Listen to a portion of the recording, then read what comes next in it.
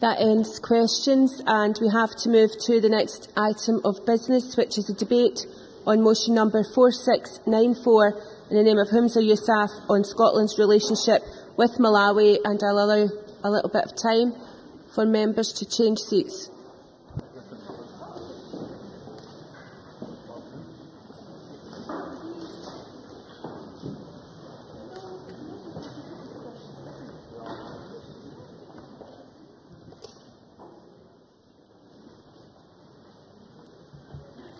Can I invite members who wish to speak in this debate to press the request to speak buttons, and I call on Humza Yousaf to speak to and move the motion. Minister, you have 14 minutes in which to do that.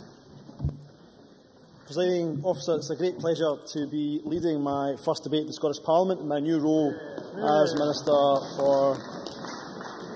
It's the easiest applause I've ever had in this chamber thus far. It is a great pleasure in my new role as Minister for External Affairs and International Development.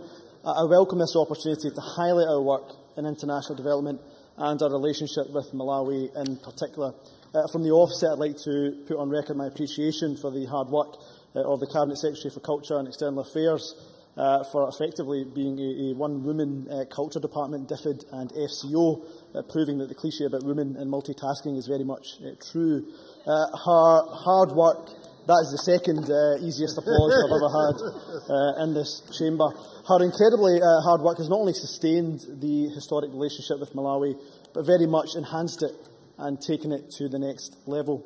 Presiding Officer, I recognise that many members across this chamber, including Maureen Watt, Sarah Boyack, Patrick Harvey, Christina McKelvey, Liam MacArthur, Murdo Fraser and Margot MacDonald, have a real deep passion for the issue of international development, but in particular on Malawi.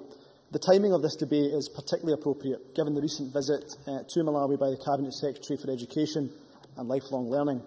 His meeting with Her Excellency President Banda and the coming together of various elements of our work during that visit heralds the next phase of our relationship with Malawi.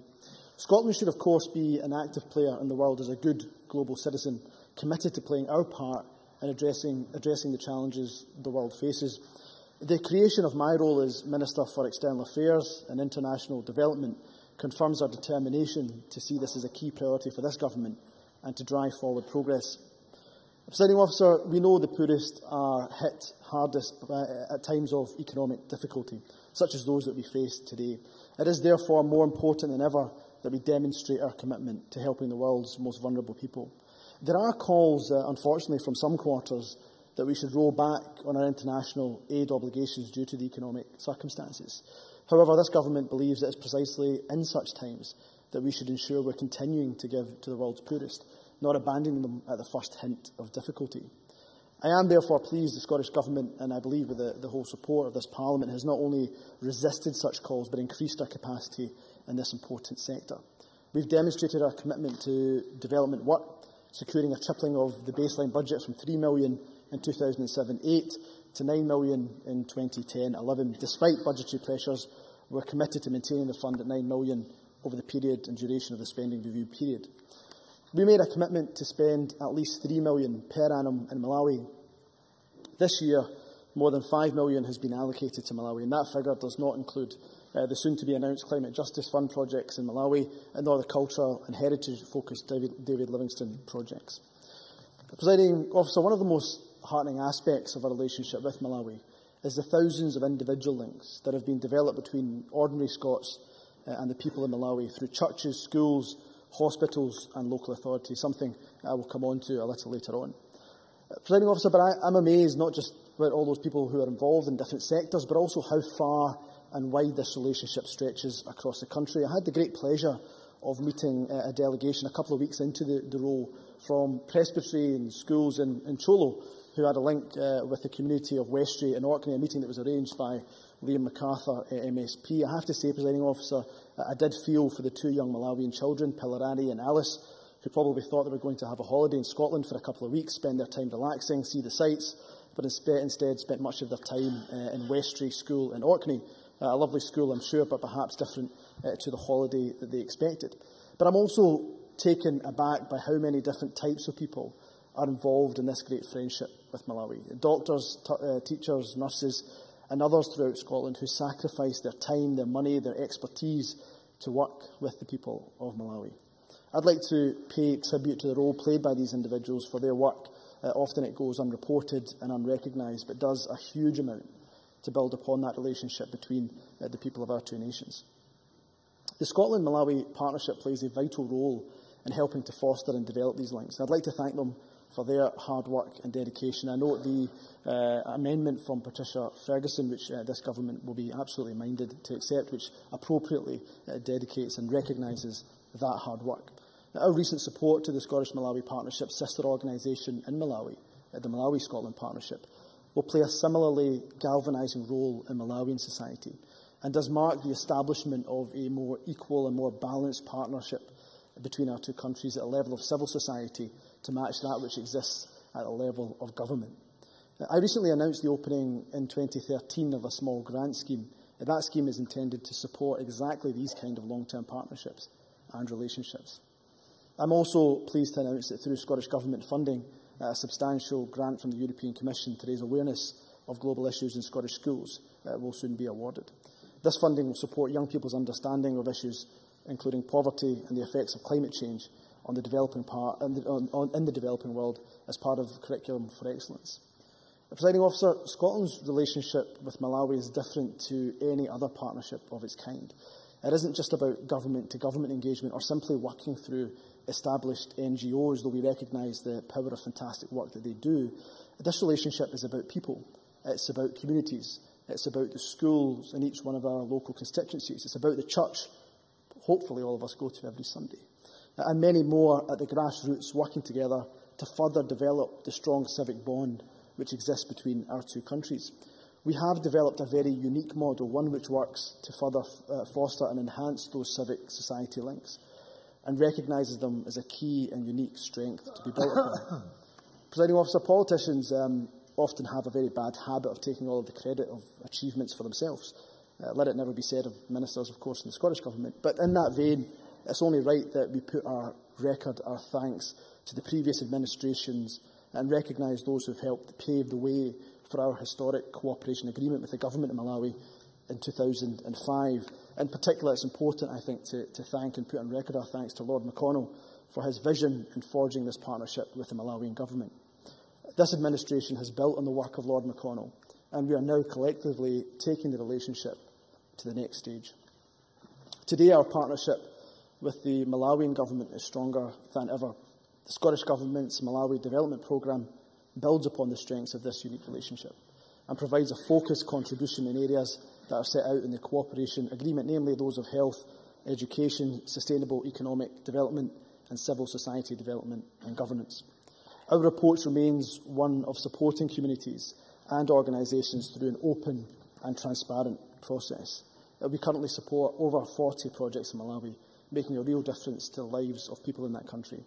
I'm pleased to announce that I have today opened the next Malawi programme funding round and look forward to receiving applications for what will undoubtedly be some fantastically innovative projects. The Malawi Development Programme is just one element of our engagement with Malawi. For example, we recognise the new challenges in Malawi as a result of climate change. The injustice of climate change is, of course, that those who have done the least to cause the problem are hardest hit by its impacts. And perversely, those who have the most, contribute the most, will feel the least of these effects. The £3 million Climate Justice Fund, launched earlier this year by the First Minister and Mary Robinson, is part of our commitment to take responsibility and provide funding to help mitigate the impact of climate change. Presiding Officer, as the Chamber may be aware, Ban Ki-moon recently wrote to the First Minister seeking information on how Scotland could use its expertise in renewable energy and support for the Sustainable Energy for All agenda. One of the ways we are already doing this is through support of Strathclyde University's Malawi Renewable Energy Acceleration Programme, or MREAP, to the tune of £1.7 million of funding. At a meeting hosted by the MREAP team in Malawi last week, the Government of Malawi agreed that it will take the lead in the development of a comprehensive renewable energy strategy for Malawi. This was welcomed by large donors around the table, including DFID, the UNDP, Norwegian and Japanese development agencies. This is a tremendous step forward, and our work has acted as a catalyst and absolutely central to this progress. Another area in which Scottish expertise can play a useful role in this development work is in relation to water. The Government of Malawi last week indicated that it was keen to discuss Scottish Water and what support it might offer, in particular in the training and mentoring of managers and appropriate policy development on the future structure and form of regulation in Malawi to achieve best outcomes. This is an example of how the Hydro Nation concept can respond to the need of our partners. The development of these institutional links is important, and along with civil society links is perhaps where Scotland can add genuine value through long-term partnership for institutional development. Presiding Officer, 2013 will mark a special year for our relationship with Malawi as we mark the 200th anniversary of the birth of Dr. David Livingstone. From humble beginnings working in the cotton mills of Lanarkshire, David Livingstone rose to become Scotland's most famous explorer, missionary and humanitarian. His medical knowledge helped save the lives of many people in Malawi, and he played a pivotal role in bringing an end to the East African slave trade. Today, David Livingstone is held in high regard both in Malawi and in Scotland, and he continues to be an example of the impact and the change one individual can make. Plans are underway for those celebrations next year. We have funded the National Trust for Scotland to coordinate much of that activity to be focused on the David Livingstone Centre in Blantyre.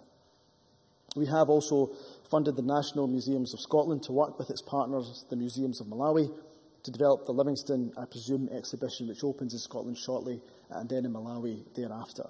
We also provided resource to Historic Scotland to carry out an initial visit and a scoping study for work to support the preservation of Malawi's important built heritage, some of which is shared Scottish and Malawian heritage. Finally, I'm very pleased that the Cabinet Secretary for Education and Lifelong Learning presented Her Excellency President Banda with an invitation from the First Minister to join us in Scotland for the bicentenary celebrations. We look forward to her response and hopefully to welcoming her to Scotland. Presiding Officer, I think it is an incredible testament to David Livingstone's work. Today, almost 200 years after his birth, his legacy has been continued by none other than a young 9-year-old girl, Martha Payne.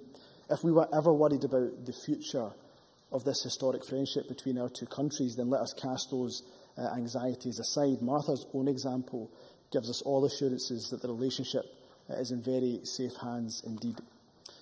Presiding Officer, we're all aware of the constitutional debate Scotland is engaged in. At its core is the discussion about what kind of Scotland we wish to see in the future. For me, our international development work in Malawi encapsulates the vision of Scotland that this government wants to see. It's a relationship that's born out of our history, 200 years old next year, but is a legacy continued by our children. With what is a relatively modest budget, we are pushing ahead with some of the most groundbreaking sustainable energy projects the international development community has seen, continuing that thread of innovation that has run throughout the history of our nation. It fills me with great excitement to think about the change we could make in alleviating poverty across the world if in the future we have an international development budget not of millions but of hundreds of millions. To conclude, Presiding Officer, since taking up post, I've been asked by many people how I find the new role. I always say it's an incredible honour to serve your country at the highest political level, and I can perhaps only imagine it's akin to the feeling a footballer has when he's asked to play for his national team. Frankly, for those that have seen my footballing prowess, Mr MacArthur is one of them, the lack thereof, it is the closest I'll ever get to such a feeling. To be able to represent the Scottish Government and serve in such a post with the potential to do so much good and push Scotland's agenda forward in this area as a contributor to a fairer and more just world only makes me feel more lucky to be where I am today.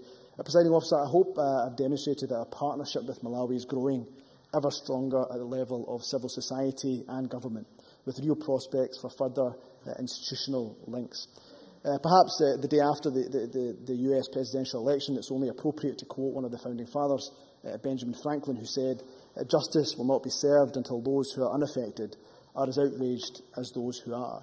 Therefore, I think it's our duty, and every single one of us across this chamber, to be outraged about the fact that only 75% of Malawi's population live on less than $1.25 a day. We have a duty to be outraged that only 40% of the population, lives below the national poverty line. We have a duty to be outraged by the fact that maternal mortality remains high, with 10 women dying every day in Malawi. We have a duty to be outraged that 3 million people have no access to clean drinking water. And I think in that vein, I very much look forward to working with everyone in this Parliament as we take this agenda forward and continue to strengthen that historic relationship we have with our friends in Malawi. Thank you, Minister. I now call on Patricia Ferguson to speak to and move Amendment 4694.2. 10 minutes, please. Thank you, Presiding Officer. It is always a pleasure to debate issues about our relationship with Malawi and to have an update from the Scottish Government as to progress. And in welcoming Mr Youssef to his new role, can I congratulate him on his wise choice of this subject for his first of what I'm sure will be many speeches in his ministerial position. But, Presiding Officer, like Mr Youssef, it never ceases to amaze me just how many links and connections this country of ours has with Malawi. There are schools and churches that are twinned with Malawi, and professional organisations and individuals for whom Malawi is a very special place. And as we've heard, next year we have the opportunity to celebrate those links with the anniversary of David Livingstone's birth. And I hope that in the list of organisations Mr Youssef mentioned there, that he has not forgotten the National Library of Scotland, who have a very extensive collection of David Livingstone's papers, and which are very interesting today, as I'm sure they were at the time. But in talking about those links, I think it's sensible to consider the range and the depth of them. And only today my colleague Richard Simpson told me of an initiative being undertaken by the Royal College of Psychiatrists, who are now raising funds and actively working with a small number of members of their profession who practice in Malawi. And just yesterday, one of the schools from my own constituency, Caldercote Primary, visited the Parliament, and the school pupils excitedly told me of an important visitor to their school just last week. He was a teacher from Malawi, and his name was Tom. He had explained to the pupils what school was like for young Malawians and had obviously inspired them with his stories. Tom is in Scotland because of a project run by Glasgow City Council's Education Department. It's called the Malawi Leaders of Learning Project, and this scheme helps to upskill classroom teachers and promotes a sense of civic responsibility in young people from both countries. In addition to Tom, there are 5 other Malawian teachers in Glasgow at the moment. Indeed, I understand they're attending the reception in Parliament tonight, and I look forward to meeting them there at that time. And having read the evaluation report for the first tranche of this programme, it is clearly doing great work and has great potential. In its first year, it has enabled 15 education professionals, not all teachers. Indeed, I was delighted that the party included active schools coordinators, and they all worked in Malawi for a period of some 5 weeks. And it's clear from their evaluation report that there were teething problems, to be expected, but it was also clear that all of the staff, Malawian and Scots, learned and benefited from the experience and plan to continue the initiative in the years to come. And a spin-off from this project has been the Malawi Young Leaders of Learning project, where 15 young people from schools across Glasgow have been selected to work on a project matched with 15 young people at Blantyre Secondary School in Malawi. The young Glaswegians will go out to Africa in September 2013 and are currently working with their Malawian peers to shape the project. I think that projects like this have the advantage of being true partnerships, where Scots can learn from their Malawi counterparts just as much as our Malawian colleagues can from us. I think it's fair to say that anyone who's had the good fortune to have visited the country will never forget it, and that the experience will stay with them and probably influence them in ways they never imagined. But it isn't just the beauty of the landscape or the friendliness of the people that stays in the memory, though stay they do. It is the contrasts. It's the lack of a reliable electricity supply, but the determination of parents to try to make sure their children are educated. The sheer ingenuity and hard work of the people, in spite of the lack of a clean and affordable supply of drinking water. All of these elements contribute to make a visit to this amazing country quite as memorable as it is. In recent years, Malawi, with the help of its donors and friends, has made great strides towards resolving some of the issues which had plagued it in recent years.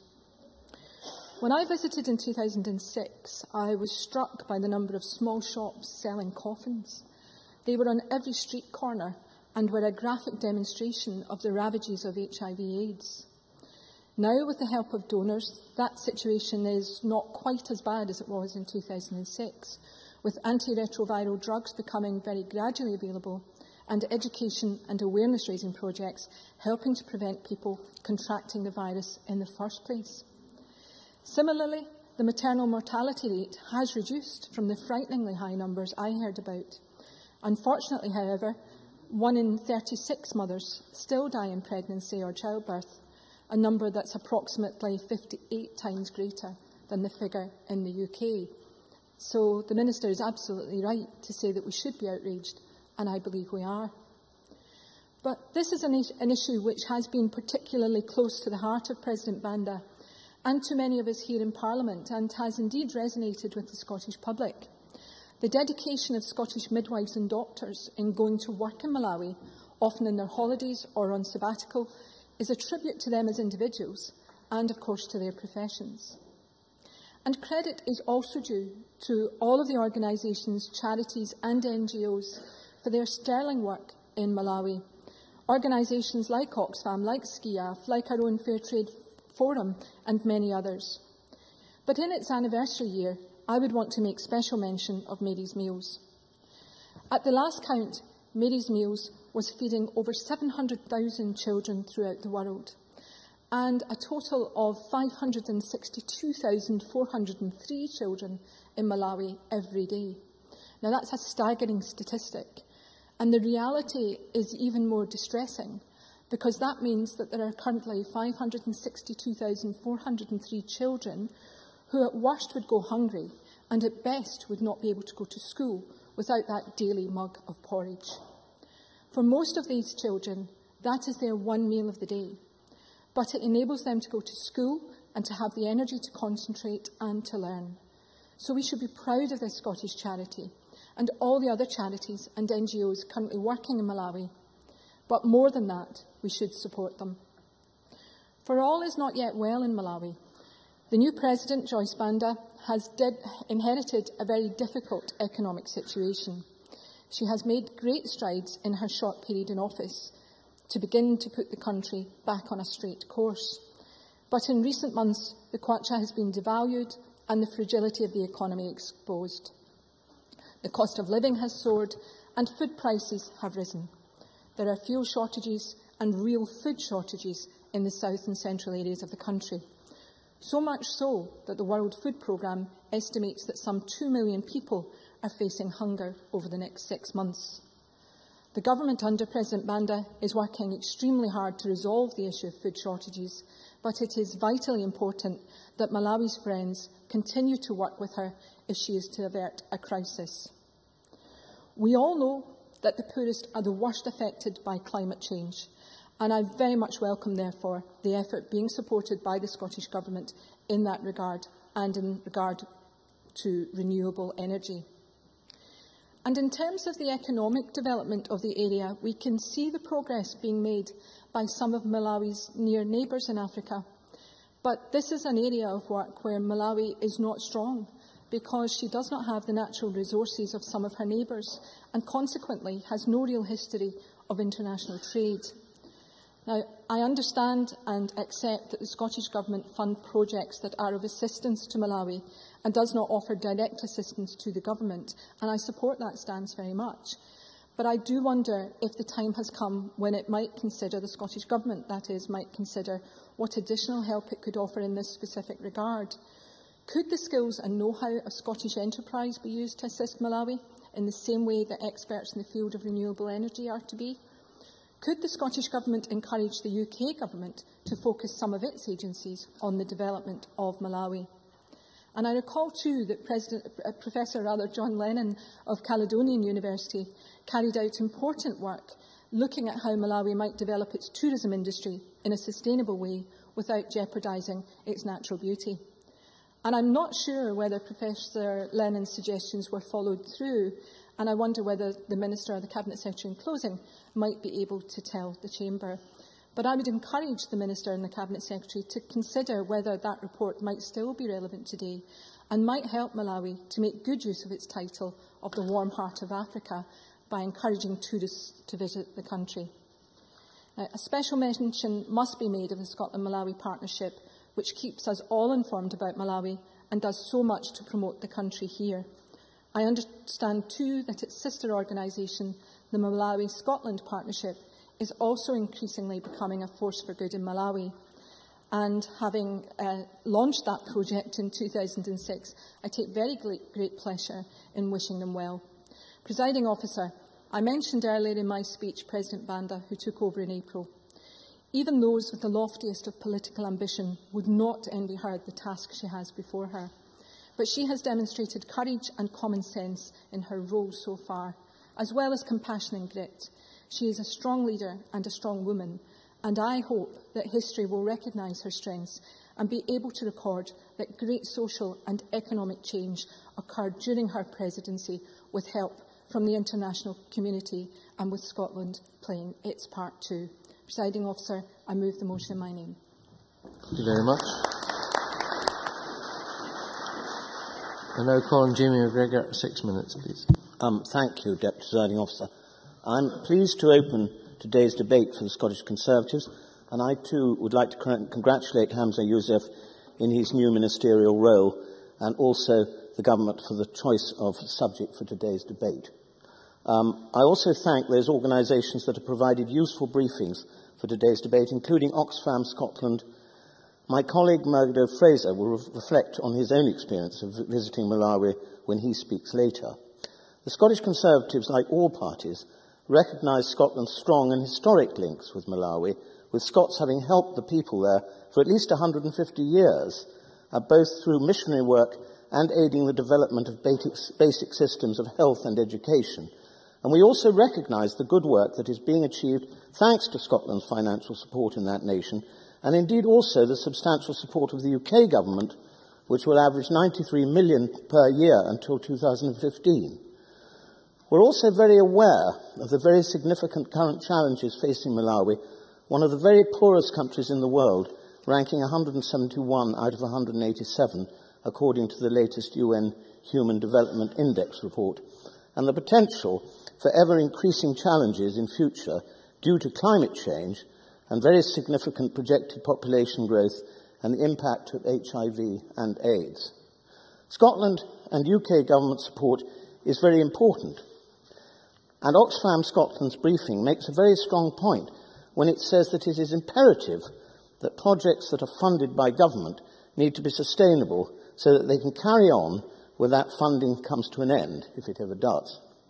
And I'm happy to support the government's motion and Labour's amendment, but also want to use the opportunity of today's debate to highlight the contribution of Scottish-based charities.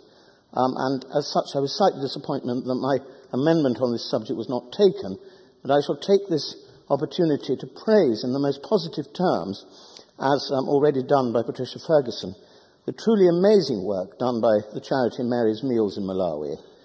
Mary's Meals is based near my home village of Dalmally in Argyll and Bute, and was founded by my inspirational constituent, Magnus MacFarlane Barrow. Malawi is where the work of Mary's Meals began in 2002, and where they now provide daily meals for over 500,000 children attending primary schools or under 6 centres. We should all be very proud that this means that a Scottish-based charity currently feeds 20% of the primary school population in Malawi. The key to their success has been working closely with the local communities when establishing a school feeding project. Everyone, chiefs, teachers, parents, church leaders, is involved in the process, with teachers and parents organising a pool of volunteers who will take their turn in cooking and serving the meal, and Mary's Meals providing the kitchen, cooking equipment, training, ongoing support, and of course regular supplies of likuni pfala, the nutrient-rich maize-based porridge. Each project is monitored by Mary's Meals staff to support the volunteers and to ensure all is going as it should, and Mary's Meals knows how to achieve excellent value for money. It costs just £7 for them to feed a child for a whole school year. And I'm delighted that the Education Secretary, Mike Russell, has recently visited some of these school projects in Malawi. The work done by Mary's Meals under 6 centres is equally important. Many of the Malawi children who attend these under 6 centres are orphans. The children stay until around 3 p.m.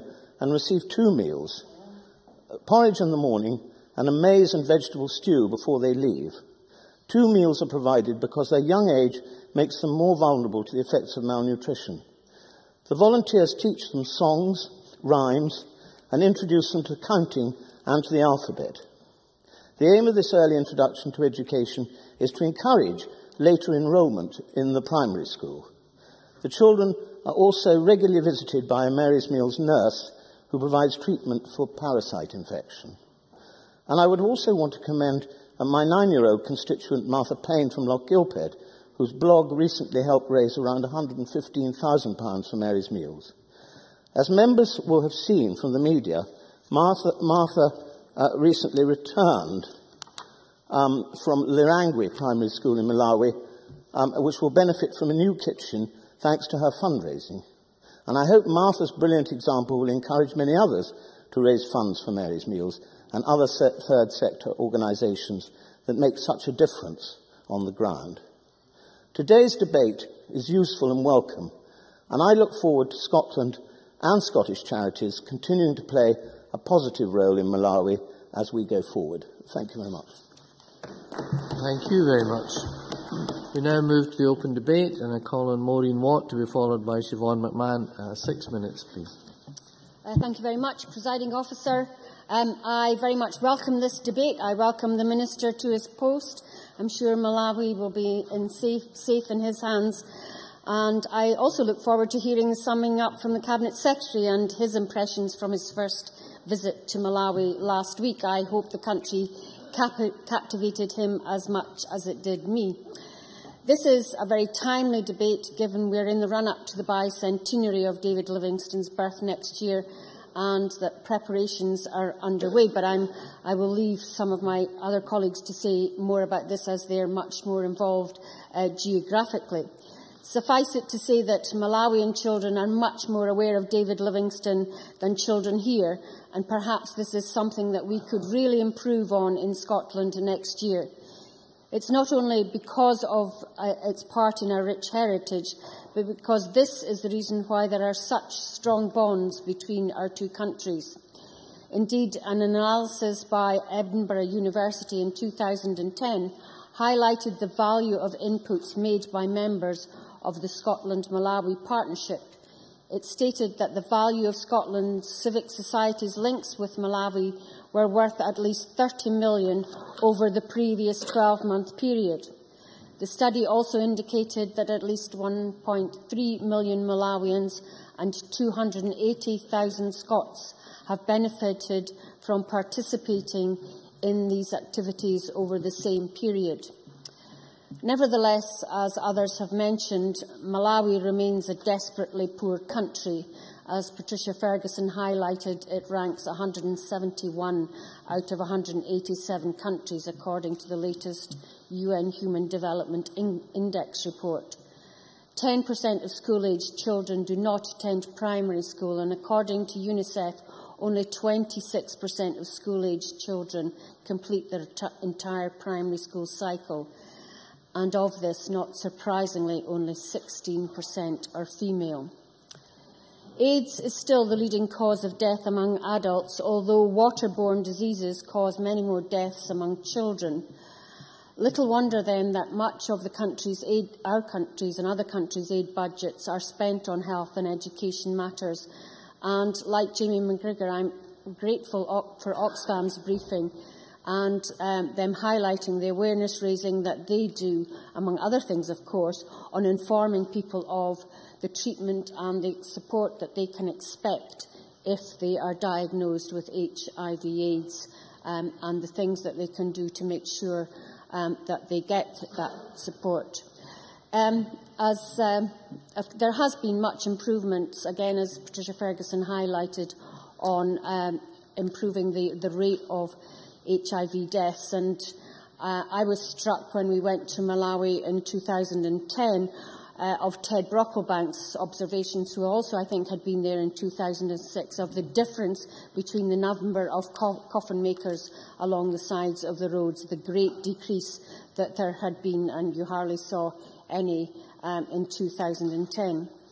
Presiding Officer, one of the privileges in chairing the cross-party group in Malawi is hearing about the many projects running in Malawi which have benefited from Scottish Government funding and other avenues, including, of course, the many voluntary donations. As well as those in the field of health and education, I'm increasingly struck by the huge variety of work undertaken by partnership working by Scottish institutions in Malawi. Scottish higher education institutions, the RSPA, the Malawian Government and the Lilongwe University of Agriculture and Natural Resources are working together to establish a veterinary school in Malawi in an effort to combat epidemic, transboundary zoonotic diseases and improve food quality, food security and animal welfare. We heard about them using apps which are given to farmers to alert them as to when they should feed their animals, milk them, dose them for mastitis, breeding advice and so on. The use of apps in the rural part of Malawi might sound strange, but is actually true. And it's absolutely vital that we move straight to using the most up-to-date technology to drive forward sustainable development in Malawi. And I know that there are also other organisations help Malawi use their abundant solar energy. Indeed, as you, Minister, mentioned, Strathclyde University's energy programme, so that solar power can be used to power homes, hospitals and schools, etc. I'd like also to mention justice, just because the Minister is a lawyer and has sat on the Justice Committee. I would implore you, Minister, to look very sympathetically on any funding bids which come for advocacy in Malawi. I will never forget my visit to Chiri Prison in Blantyre, and the women's unit in particular, women there with children, women who had been on remand there without any trial for as many as 7 years. And I commend the work that Sister Anna Tomasi does in this area, but she does lack a great deal of funding.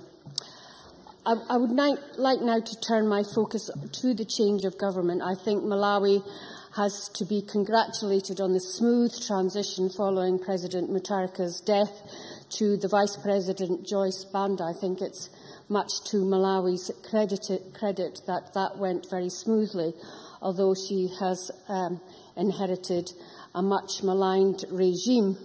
As others have mentioned, she hasn't got her problems to seek, and it is to her credit that she has sold the controversial presidential jet purchased by the previous president, which had annual running costs of £220,000. She sold a fleet of 60 Mercedes-Benz government limousines. She is doing great work, but she has been she has a very great disapproval rating, and I hope when she comes here she sits down with our First Minister in order to improve that. Thank you. Thanks very much. Now call on Siobhan McMahon to be followed by Bruce Crawford. 6 minutes, please. Thank you, Deputy Presiding Officer. I too welcome Hamza Yusuf to his post, and I hope he's still smiling like me at 9:30 this evening, Minister. In 1841, David Livingstone, Scotsman, missionary, doctor and philanthropist, travelled to Central Africa. He went on to play a major role in improving the health and education of the indigenous population and freeing them from the scourge of slavery. Livingstone was both internationalist and philanthropist. Born in Blantyre to a working-class family, he received his medical training in Glasgow and London and used his skills to improve life for people in a country thousands of miles from his own. His body now rests in Westminster Abbey, but his spirit endures in Africa. I was fortunate enough to visit Malawi this June in the company of pupils and teachers from St Andrews, St Margaret's and Coatbridge High School in North Lanarkshire. The trip was organised by Charles Fawcett of the North Lanarkshire Healthy Lifestyle Project as part of the Girls Go for Health initiative. This initiative was established in 2009 as part of a formal partnership agreement between North Lancashire Council and the Forum for African Women Educationalists in Malawi. The primary aim of the agreement is to end the marginalisation of women in Malawian society by engaging with partner schools in Malawi to facilitate greater access for women to education and healthcare, and working to end harmful practices such as initiation ceremonies, female circumcision and early marriages. And thus continues a proud tradition of Scottish involvement in the health and education system in Malawi, and this is as vital now as it was in Livingstone's time. Whilst the prevalence of AIDS is well documented, malnutrition remains the single biggest killer. And as in most third world countries, women and children are the disproportionate victims of chronic poverty. In Malawi, the status of women, and particularly girls, is fundamentally subordinate to that of their male counterparts. This inferiority manifests itself most visibly in health, education and the justice system. Whilst HIV and AIDS is a problem for the whole population, affecting 10,000 Malawians every year, 58% of those infected are girls and women aged 15 to 24, many of them forced into the sex trade. In more rural areas, the incidence of HIV and AIDS is 6 times higher amongst women than men. The discrimination experienced by women is deeply ingrained in Malawian culture. Until the early 1960s, Malawian girls were not allowed to attend school. Today, female education is still viewed by many as irrelevant. Far fewer girls than boys complete primary education, and female literacy levels are substantially inferior to male. Put simply, many Malawians see no value in female education. Their role is largely confined to traditional domestic duties such as cooking and tending crops. Scottish funding projects like the Mother Group and the Girl Go for Health initiative have been working hard to cultivate a more enlightened view of women and their role in society. The Mother Group encouraged more women to attend school, and the Girls Go for Health initiative strives to keep them there, providing them with hygiene and sanitary products, financial aid for school fees and educational materials, and organising workshops to encourage male pupils to respect and value their female peers. Considering that many schools I visited do not even have proper buildings or stationery, such assistance is an invaluable means of helping girls transcend the gender handicap. Another area in which women suffer disproportionately is the justice system. Although there were aspects of my visit to Malawi that I will always treasure, not for nothing is it called the warm heart of Africa, these are countered by some dark and distressing experiences. The plight of women in one prison we visited was particularly harrowing. Interred for no ostensible reason and for an undefined period, guilt and accusation being generally interchangeable and the justice system being somewhat sluggish, over 40 women and children were cramped into 2 narrow and claustrophobic cells. They shared one toilet and a kitchen that consisted of a boiler encased by bricks. There they were left, abandoned and largely forgotten, to while away their days with little prospect of reprieve. No doubt they are there still. Last year, the North Lancashire Healthy Lifestyle Project applied for Scottish Government funding for the education and empowerment of female prisoners. Centred upon 3 prisons, Tuchiri, Zomba and Malawi, the programme aspires to provide legal advocacy to women accused of murder and representation for those accused of lesser crimes. In addition to this, it will support the children of female prisoners both in and out of the prison system, and work to rehabilitate prisoners released back into the community. But despite the undoubted need for such a programme, the initial application was unsuccessful. Having seen the conditions of female prisons in Malawi, like Maureen Watt, I urge the Scottish Government to strongly consider allocating funding in the next round of awards, which the Minister referred to earlier. David Livingstone campaigned against the iniquity of slavery. The women in Malawi's prison system live in terrible conditions, with few rights and scant prospect of justice. Allocating money that would help to end this modern abuse of human rights would be a fitting way to mark Livingstone's enduring legacy. Deputy Presiding Officer, I would like to end on a personal note. Since returning from Malawi, I have been asked on countless occasions if I have enjoyed my trip. The only way I can answer this is by posing a few questions of my own. How could I not enjoy the sheer enthusiasm of all those we met in Malawi, their desire to learn about us, our language, our culture and country? How could I not be inspired by the fact that all the young people we met seemed to be smiling? They smiled when they said hello, they smiled as they said goodbye, and they smiled as they ran alongside our bus as we departed from their village. How could I not have enjoyed the generous hospitality I experienced in the hotel where we stayed and the many schools we visited, the dancing we enjoyed, and of course the food? I forged many friendships with Velia, Jacqueline, George, Laxon and Hudson in Malawi, and with the staff and pupils I travelled with. The young people in particular were a testament to their parents, their school, and most importantly their country. They gave up the chance to attend their school prom to go to Malawi and help others. They chose to continue the good work of David Livingstone. I know the Scottish Government will want to do the same. Thank you. Thank you. Now call on Bruce Crawford to be followed by Claudia Beamish. 6 minutes, please. Thank you, Presiding Officer. I too would like to welcome the Minister to his place in his first speech. I know that he recognises an honour and privilege to be a Minister in the Scottish Government, and I will wish him all the best in the future. And like others, I'd also like to touch on David Livingstone, who, as has already been said, on the 19th of March next year we celebrate his 200th anniversary. This explorer, the missionary, the medic, the anti-slavery campaigner, as others have said, rose from these humble beginnings in a tenement in Lanarkshire to become one of Scotland's national heroes and one of our most famous sons.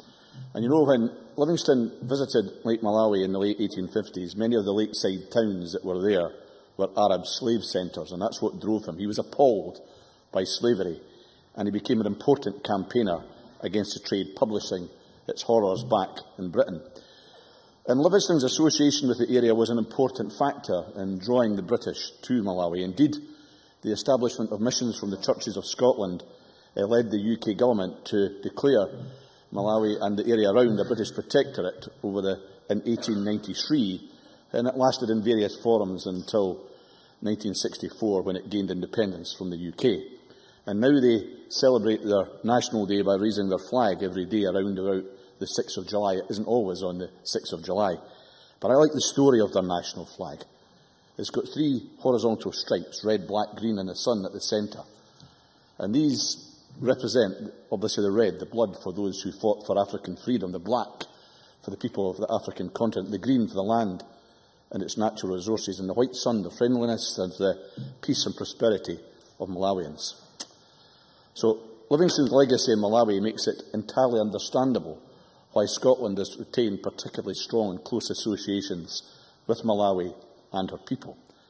But I wonder what Livingstone would make himself today of modern Malawi and the 3 C's he saw them: Christianity, commerce and civilization. Well, on the face of it, Malawi remains predominantly a Christian faith, with over 80% of the population still said to follow the Christian faith. On the economic front, it remains a predominantly agricultural-based economy. There is no doubt, however, that Malawi has inherent difficulties and the need for investment, and the extended credit facilities it got from the International Monetary Fund have probably caused it even more difficulties than I might have expected at the beginning of that process. And you know, even simple things like the price of concrete in Malawi is extortionate because of the weakness of their economy and their lack of ability to get credit. So even building the infrastructure is more expensive for them than it would be for modern Western economies. And the fragility of the Malawian economy is obviously a real worry, and it's worth considering the plight that the new president, who others have talked about, Joyce Banda, finds herself in. And I happened to be speaking this morning to one of my friends who's been involved in Malawi. I didn't actually meet him for that purpose this morning. It was for another purpose. And he told me a moving story about when he's been doing some work there about the eyes of the children, and how the eyes of the children, when they're starving and in famine situations, are blank and staring. But after only a few weeks, the sparkle returns if we can start to feed them. And he's very concerned about some of the issues that Producer Ferguson touched upon in regard to the impact of poverty and the lack of food and the potential for famine that currently exists in the Malawi area. And talking of food, obviously Malawi has, as the main areas of trade, main products are tobacco, sugar, cotton and tea. But you know, is it not in Congress that while they are struggling to make exports in these areas, that they are often rendered unviable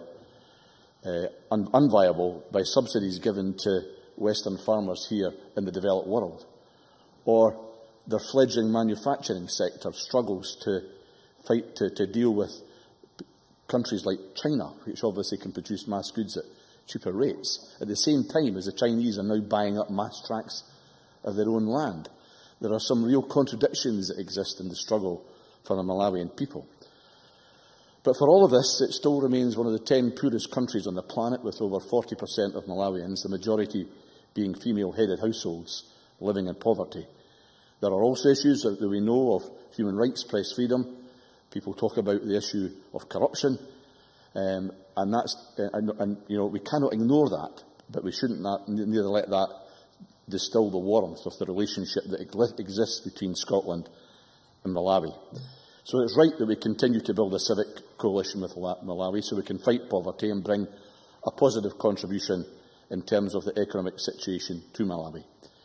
People from Scotland have worked for many years with the people of Malawi to develop basic education and health systems, and I'll not go over some of the ground which others have touched on, but obviously the work, although David Livingstone may be long gone, his work continues in the David Livingstone Institute in International Development Studies at the University of Strathclyde. And of course, since the coming into being of the Scottish Parliament, there have been many other initiatives developed and strengthened to help the Scottish-Malawian relationship. They've been well explained by others. But that cooperation obviously continues, and I was particularly interested to see Mike Russell's announcement recently about more support from Malawi in regard to the fact that they've got no access to reliable electricity supply, and there are people working on the ground now to help them with renewable energy needs in Malawi. I think it's 93% is the figure who don't have access to that reliable electricity supply. Let me end by just saying that there's been significant contribution from my own constituency in Stirling, from Balfron High School, from the primary schools at Kincardine and Menteith, and also at Doon Primary School, as well as an active Friends of Malawi group operating in Killarn. So this touches all of Scotland. Everyone's involved where they can. In conclusion, therefore, Presiding Officer, whether support for the Malawian people is coming from the Government of Scotland or the communities of Scotland, it's perhaps never been more important in this globalised world, with the economic conditions that we find themselves in. People on the margins of life find life tougher and tougher. And as a manager in our children's home in Malawi put it to the journalist John Knox, every child deserves a safe home to live in, food to eat, a school to go to, and a clinic for when they are ill. Is that too much to ask for? That's why we've got to keep trying for Malawi. Thank you. Very much. Now call on Claudia Beamish to be followed by Claire Adamson. 6 minutes, please. Thank you, Presiding Officer. May I also wish the new Minister well in what will be a challenging role.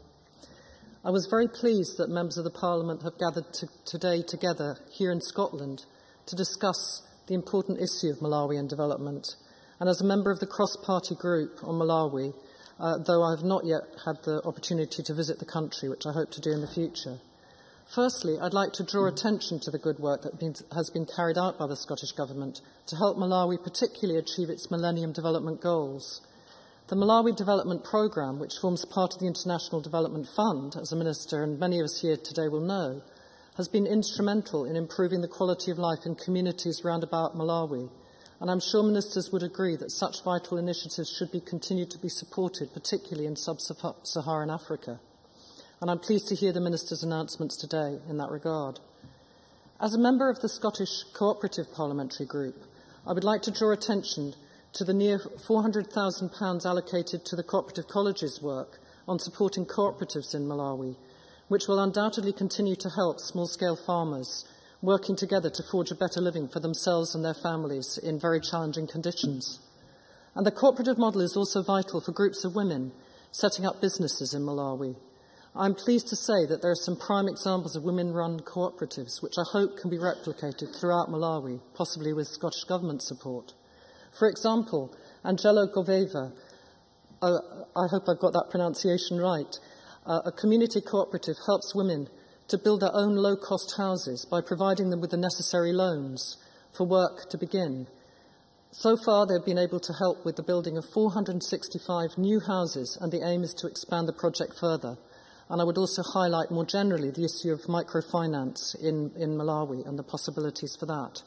There are also a number of co-ops which focus on goods production, such as Membewendi, which sells honey produced by their own bees, and Kwitha, which produces textiles. Indeed, much of Kwitha's profits go towards supporting orphans in Malawi, which I'm sure members will be pleased to hear. I would also like to welcome the financial support being directed towards helping women to become more involved in leadership roles throughout Malawi. The Active Learning Centre's Empowering Women as Local Leaders project, which aims to equip Malawian women with skills and knowledge they need to be successful candidates in 2014, is something that should act as an example for further investment. As we all know, Joyce Banda has recently become Malawi's first woman president. Her support, as Patricia Ferguson highlighted, for maternity access has done much to improve the care pregnant mothers receive. This is just one example of how much she has done for women's issues over the years.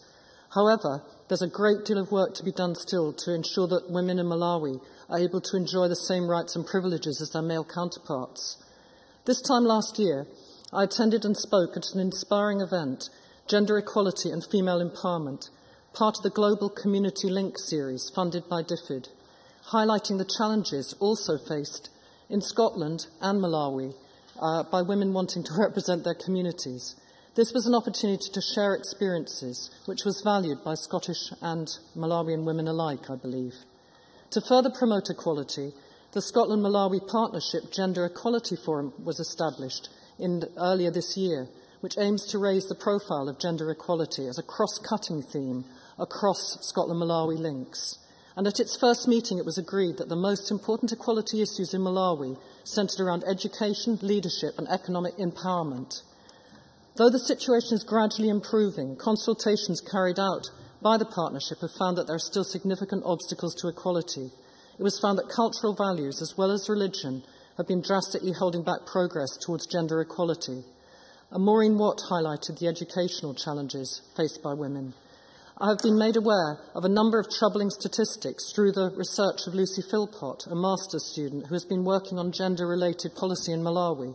According to her research, girls currently make up 51% of primary enrolments, but very few girls make the transition to secondary school. And according to the World Bank, only 27% make it actually through to secondary school, while there are fewer able to access tertiary education. And sadly, only 5% of Malawian women have passed the MSCE, the end of school national exam. Only 5%. According to this research, there are a number of factors which act as barriers to girls entering education. And Siobhan McMahon has already highlighted some of these from a more personal experience. But the research shows that these include poverty, lack of girl-friendly spaces, harassment, gender-based violence, parental attitudes, and the lack of female role models, although I'm sure that the presidency of Joyce Spanda will help with this last point. I would stress the importance of sensitively tackling these often cultural hindrances to such projects carried out by the Scottish Government, and I wonder to the extent to which the Cabinet Secretary might say something about the cultural barriers in his closing remarks, if indeed it's the Cabinet Secretary who's closing. May I make a final point on equality issues, because of course gender is not only the only aspect of equality which is important. I would like to welcome the news that Malawi has suspended laws against same-sex relationships pending a decision on whether or not to repeal the law. And lastly, I would like to touch briefly on climate justice. I welcome the government's call for funding, which focuses on African countries, including Malawi. And as members have already pointed out, Malawi has few natural resources of its own. It is thus vitally important that the opportunities are supported for communities to develop renewable energy of their own. And in his closing remarks, perhaps the Cabinet Secretary could reassure me that the 2 secondees recently funded by the Scottish Government will be able to support small-scale community projects for empowerment for Malawians in every sense of the word. Our partnership is so strong with Malawi, and the continuing focus on Malawi is essential across civic society, government, and right across all of our communities. Thank you. Thanks very much. Now, Colin Claire Adamson to be followed by Stuart Stevenson. 6 minutes, please. Thank you, Presiding Officer. Can I also welcome Mr Youssef to his role and on his first speech as a new Minister.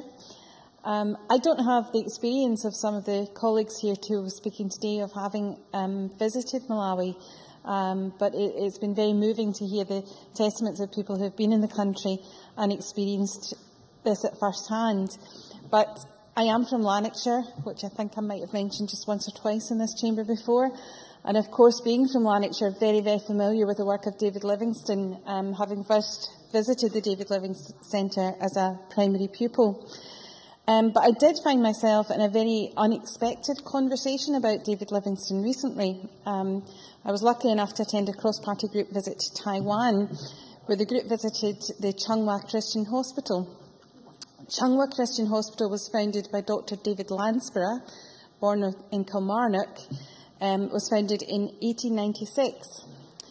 He was also a Church of Scotland missionary, and he founded the Church and Medical Centre on the then island of Formosa. And this began 2 generations of dedicated service by the Landsborough family to the medical needs of the Taiwanese people. And when one talks of selfless help and dedication of aid workers and missionaries, few can match the incredible effort of Mrs Landsborough, who actually donated skin grafts from her own body to save a very seriously ill child. And it's an act of kindness and love that is remembered to this day by the people of Taiwan. We went on to hear how the Chung-Ma Christian Hospital is now one of the foremost, largest medical centres in Taiwan, providing medical services, outreach patient work, telesystems and research facilities, and provides a large part of the medical services in Taiwan that are funded through their insurance system. But the reason I raise it today is that they also provide an overseas medical mission. They conduct long and short-term medical services in the Congo and Kenya. They also cover South Pacific and Caribbean regions, including Swaziland, Papua New Guinea and Tuvalu. But not only are they interested in general surgical medical services in developing countries, they're encouraging medical personnel to volunteer abroad and also to deliver clinical services and public health education programmes, as well as free medical services in rural areas. They want to strengthen the technologies and share new knowledge of healthcare. And they've also hosted trainees from developing countries in short-term courses, including in the areas of emergency paediatrics, nursing, biomedical engineering in Taiwan. And it's this modern capacity building approach to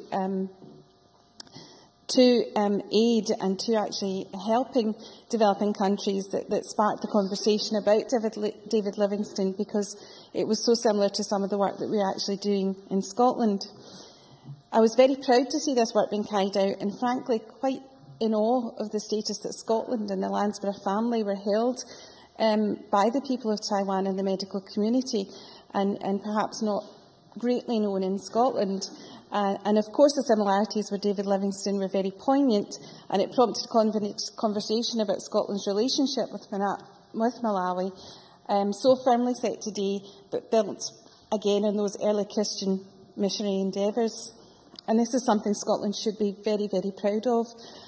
I was glad to see that the initial acts of international aid had been taken on by the Taiwanese people, and they had propagated this commitment to international aid and development throughout the world.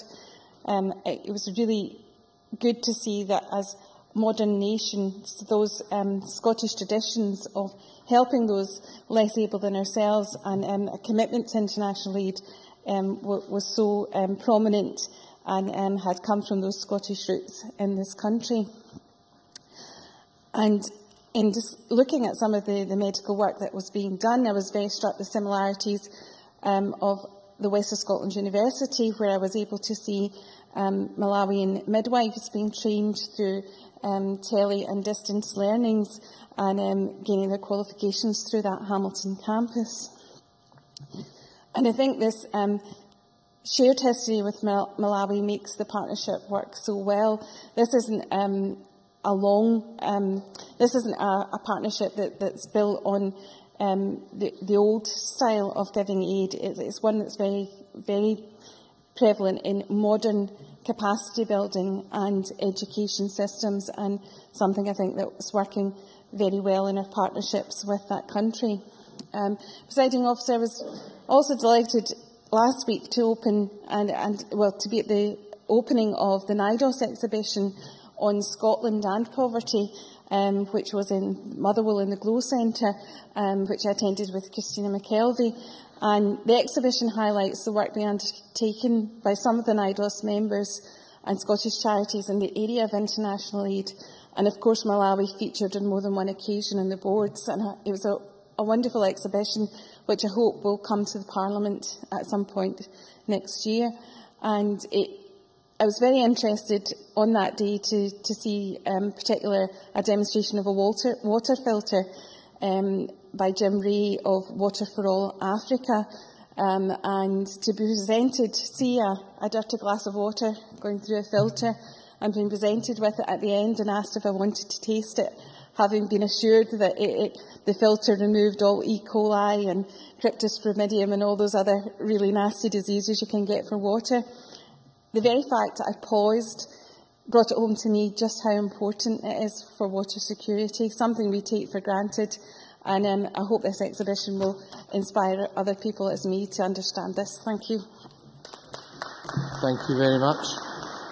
Now Colin Stewart Stevenson to be followed by Liam MacArthur. 6 minutes, please.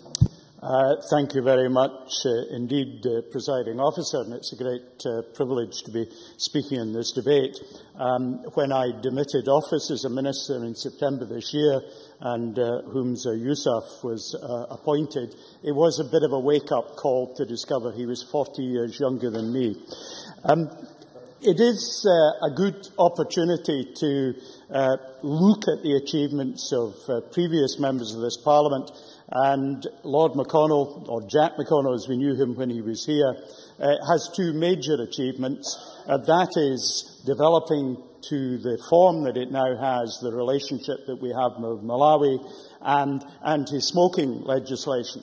It is somewhat ironic, of course, that one of Malawi's largest exports is tobacco. The value of that is falling. The proportion of its exports that are constituted by tobacco is rising. So, if nothing else, we owe a debt to Malawi because we are trying to eliminate a market for one of their biggest exports. And I hope that we succeed in doing that at some time in the future. It was my very great privilege and pleasure to chair the meeting where the First Minister, Mary Robinson, announced the Climate Justice Fund in May this year. And Mary Robinson is someone who has a relationship with Malawi and with the President of Malawi, Joyce Banda. Joyce Banda joined the Global Leaders Council for Reproductive Health in 2010. It's chaired by Mary Robinson. So many of the connections that matter to us and matter to Malawi are connections that we are familiar with, are multi-stranded, and it is our job to support and sustain as many of these as is possible. Again, when I was in Rio for the Rio Plus 20 conference, one of the things that I was able to do there was to meet with people with Malawi to talk about the support that we were giving with them. And just to show the interest that exists in our young people in Scotland, I also did a teleconference over the GLOW network into Scotland schools, and one of the topics that came up was Malawi. So I was sitting in South America talking about Malawi in Africa to school children in Scotland. And doesn't that illustrate how interdependent and small the world is in the modern world? And like others, I would wish to commend the work of Martha Payne, who has just fabulously illustrated the potential of those so young. That, of course, includes the Minister who's 40 years younger than I am. We've heard only 40. Sometimes for me it feels much more. It is worth saying that women and the issue of women in Malawi has run as a strand through much of this debate. Forbes magazine has a list of the 100 women who run the world. And Joyce Banda is number 71, the President of Malawi. Now, fine, but how many people from the British Isles are on that list? And the answer is only 2, one of whom is the Queen at number 26, and the other of whom is J.K. Rowling at number 76. So I think there's something quite significant in that international recognition of the position of Joyce Banda. She, of course, is no relation to Hastings Banda, who was the very first President of Malawi, who, of course, got his second medical degree here in 1941 at the University of Edinburgh. And so as not to disappoint my fans, my father was at university with Hastings Banda doing his medical degree, and he was President of the Union at that time. Further connections, because you want more. David Livingstone's grandson was a gentleman called Dr. Wilson who lived in St. Fillan's, and he came and did my father's locum so that we could go on holiday each year. And actually, as a youngster, therefore, we talked about not Malawi, but Nyasaland and its predecessors. But let's return to the subject of women. The whole issue of climate change, which incidentally Donald Trump says has been invented by the Chinese, but then that merely proves we should believe in it utterly sincerely if that's what he says. The whole issue of climate change is one that differentially affects women. Particularly in countries like Malawi, women are the water gatherers. They have to go further for water because aridity is a greater problem. They have to go further for firewood. There is less of it. It's being burnt. The output of agricultural industries in Malawi and much of sub-Saharan Africa is greatly reduced as the climate changes. And that differentially affects women in particular. So I think it is right in our climate change work and in our support for Malawi that we have a whole series of projects that are involved with supporting women. We're empowering women as local leaders. We're supporting a midwifery model. Mary's Meals we've talked about, and we're supporting a maternal health project. I think all of that is absolutely excellent. It is part of our moral duty to support people who've been affected by what we've benefited from on climate change. Malawi is our current focus. We can do much more in the future. I hope that we do so. But ultimately, the future belongs to the young, but the young of Malawi in particular. Let's make it the young of Malawi who benefit from much of what we do. Thank you, Presiding Officer.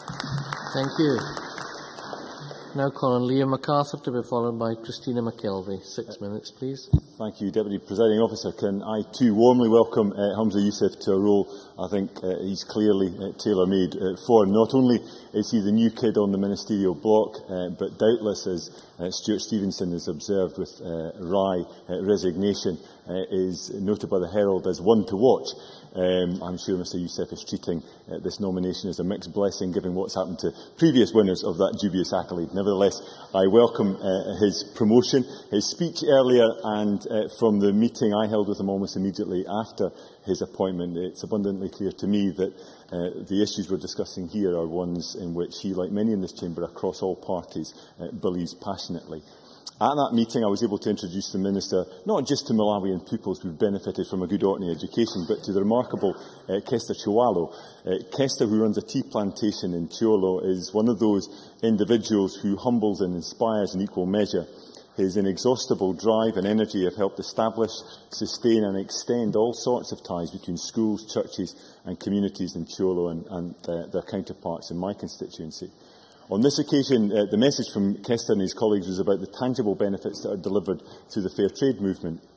Hearing first-hand experience of how this initiative is putting much-needed money into the pockets of small farmers in some of the poorest parts of Malawi, I know had a real impact amongst the audiences in the islands. Hopefully the lasting legacy of this will be Orkney and Scotland's move to fair trade status in the very near future. Deputy Presiding Officer, I very much support the Government's motion this afternoon and welcome in particular its acknowledgement, the Minister's acknowledgement of the role that the myriad individuals and organisations all across Scotland play in enriching the relationship our country has enjoyed with the warm heart of Africa over the course of 2 centuries. I don't believe there is any part of the country where this is more in evidence than in Orkney. Many of these bonds have grown organically, often the result of a personal connection or indeed a chance encounter. Nevertheless, the importance of the signals and the support that government and ministers provide have been and continue to be vitally important in allowing these relationships to flourish. That is why I welcome the maintenance of the International Development Fund and the government's strategy of engagement with Malawi. Spread too thinly, there's a risk that we dilute the impact that we can have anywhere, but the historic, cultural and other links we have with Malawi make a compelling case for focusing much of our effort on this particular country. In that regard, Hamza Youssef, I think, was absolutely right to acknowledge the role played, not just by the previous Labour-Lib Dem coalition, but in particular the former First Minister, Jack McConnell, who I know developed a passion, at times almost bordering on obsession, with deepening and strengthening our ties with Malawi. Here I should declare an interest in that my former school, Sandy Junior High, won a competition run to coincide with the launch of the cooperation agreement signed with Malawi back in 2005. As a result, there have been regular exchanges between staff and pupils from this small school in one of the most northerly parts of Orkney and their counterparts in Minga, a rural community on the outskirts of Lilongwe. It's a relationship from which both sides have benefited immeasurably ever since. One of my highlights since being elected as Orkney's MSP was the chance to travel to Malawi 3 years ago and to visit Minga School for myself. Standing in front of a classroom packed to the rafters with enthusiastic young learners and seeing their reaction to my very modest attempt at speaking Chichewa was truly unforgettable. Who'd thought just saying Mule Boanje could bring the house down? Can I recognise also the significant contribution made by our former colleague Karen Gillan, not just in leading that particular delegation that Maureen, myself and Ted Brocklebank were on, but in her personal commitment over many years that she showed in improving the links between Scotland and Malawi in very many ways. Having managed to source a set of Rangers and Celtic football strips which were handed out to the members of Minga's school team, I only hope that Karen has not succeeded in sowing the seeds of potential conflict in this part of Malawi. But hopefully at least half of Minga will be dancing in the streets at some point later on this evening. At that time, of course, Malawi was under the control of President Bingo, and there is undoubtedly unease amongst many of those that we spoke to at the time. As things transpired with the breakdown of diplomatic relations between the UK and Malawi, that unease appeared justified. Thankfully, this has now given way to greater hope and optimism with Joyce Banda's elevation to the presidency. The challenges she faces, though, are, as others have mentioned, truly enormous. In a patriarchal society, as Siobhan McMahon alluded to, where religious and cultural norms still too often inhibit progress on health and other issues, and where poverty is absolutely crushing. But as Patricia Fergus's amendment rightly affirms, the initial signs are positive, not just in relation to the rights of women in Malawi, important though that is, but a moratorium on enforcing anti-gay laws is also welcome, alluded to by Claudia Beamish, and hopefully we'll also see the media unacceptably restricted during President Bingo's latter years, freed up to do the job that any democracy requires it to perform. Deputy Presiding Officer, that visit to Malawi brought home to me both the challenges this wonderful country faces, but also the marked improvements that can be made through often relatively modest interventions and support. Help in building schools and classrooms has undoubtedly expanded opportunities for many more Malawians to access education. So much more to do, but progress has been made. Access to clean water has been provided through support to dig wells, including the one in Chitengo, funded through the efforts of pupils at Westry Junior High in my constituency. And at a national level, the UK Government's fertiliser programme has clearly made a difference in ensuring wider availability of food in that country, while the antiretroviral programme has made inroads in tackling Malawi's still all too grotesque record on HIV/AIDS. More needs to be done, of course, and as Maureen Watt pointed out, a continued focus on education and health is essential. But looking at opportunities in other areas, including renewables, does make sense. Again, in my own constituency, an initiative led by Bobby Matheson is exploring small-scale solar panel options for providing electricity in the remote community of Nchisi in the north, for many of the reasons highlighted again by Maureen Watt in her contribution. This seems like the sort of project that would benefit from the welcome small grants initiative announced by the government. Kester Chiwalo still thinks the Minister announced this because I'd set up a meeting with them, incidentally. But I'm confident this scheme can help sustain and support the efforts of individuals and communities across Scotland who are finding things tough after years of fundraising. Deputy Presiding Officer, I welcome today's debate, and with David Livingston's bicentenary fast approaching, look forward to further opportunities to celebrate Scotland's relationship with the warm heart of Africa in the future. It's a relationship from which we all benefit in so many ways, and one we must carefully nurture and properly value. Thank you. Thanks so much. Now call on Christina McKelvey to be followed by James Kelly. 6 minutes, please. Presiding Officer, if I say to you, Zikomo, do not be alarmed. I'm simply saying in Bantu languages, thank you. And I would like to offer my congratulations and support to Hamza Yusuf in his new ministerial role, as people have said, made to measure, I think. Presiding Officer, Scotland is a nation of adventurers. We like to travel, we love to learn, and we definitely like to make new friends. And this is not a new concept. We have been pioneers and inventors since time began, and it is this thirst for knowledge and adventure that has taken us around the world and gathered us as a nation many, many friends. It brought us the Enlightenment and the jewel of our crown, our universal education system. And like Claire Adamson, we were speaking earlier, and she had a visit from with her primary school to the David Livingston Centre. I did so too in Blantyre, and I was regaled with stories of the search for the source of the Nile, of wild beasts, of exotic animals and plants. And I came back from that visit filled with wonder, and it led to a very keen interest for me in the natural world. I read about and sketched many exotic animals and became a big fan of big cats. But that visit also confused and upset me as a young person, and I must have been about 9 or 10 years of age at the time. I learned in that visit that people had to face the traffickers of the time who sold human beings into slavery. And I wonder whether that sadness as a young child built in me that sense that slavery should not be tolerated in this world, not then and not today. And it's a belief that I have maintained and campaigned for all of my life. So when in 2008 I had the great honour to visit Malawi as part of the Westminster Foundation for Democracy programme to encourage underrepresented groups such as women to get involved in the elections of 2009, I was very, very pleased to go there, and I was glad to hear Claudia Beamish discuss the preparations for 2014 elections in Malawi too. So you can imagine for me a lifelong dream to see the heart of Africa was realised.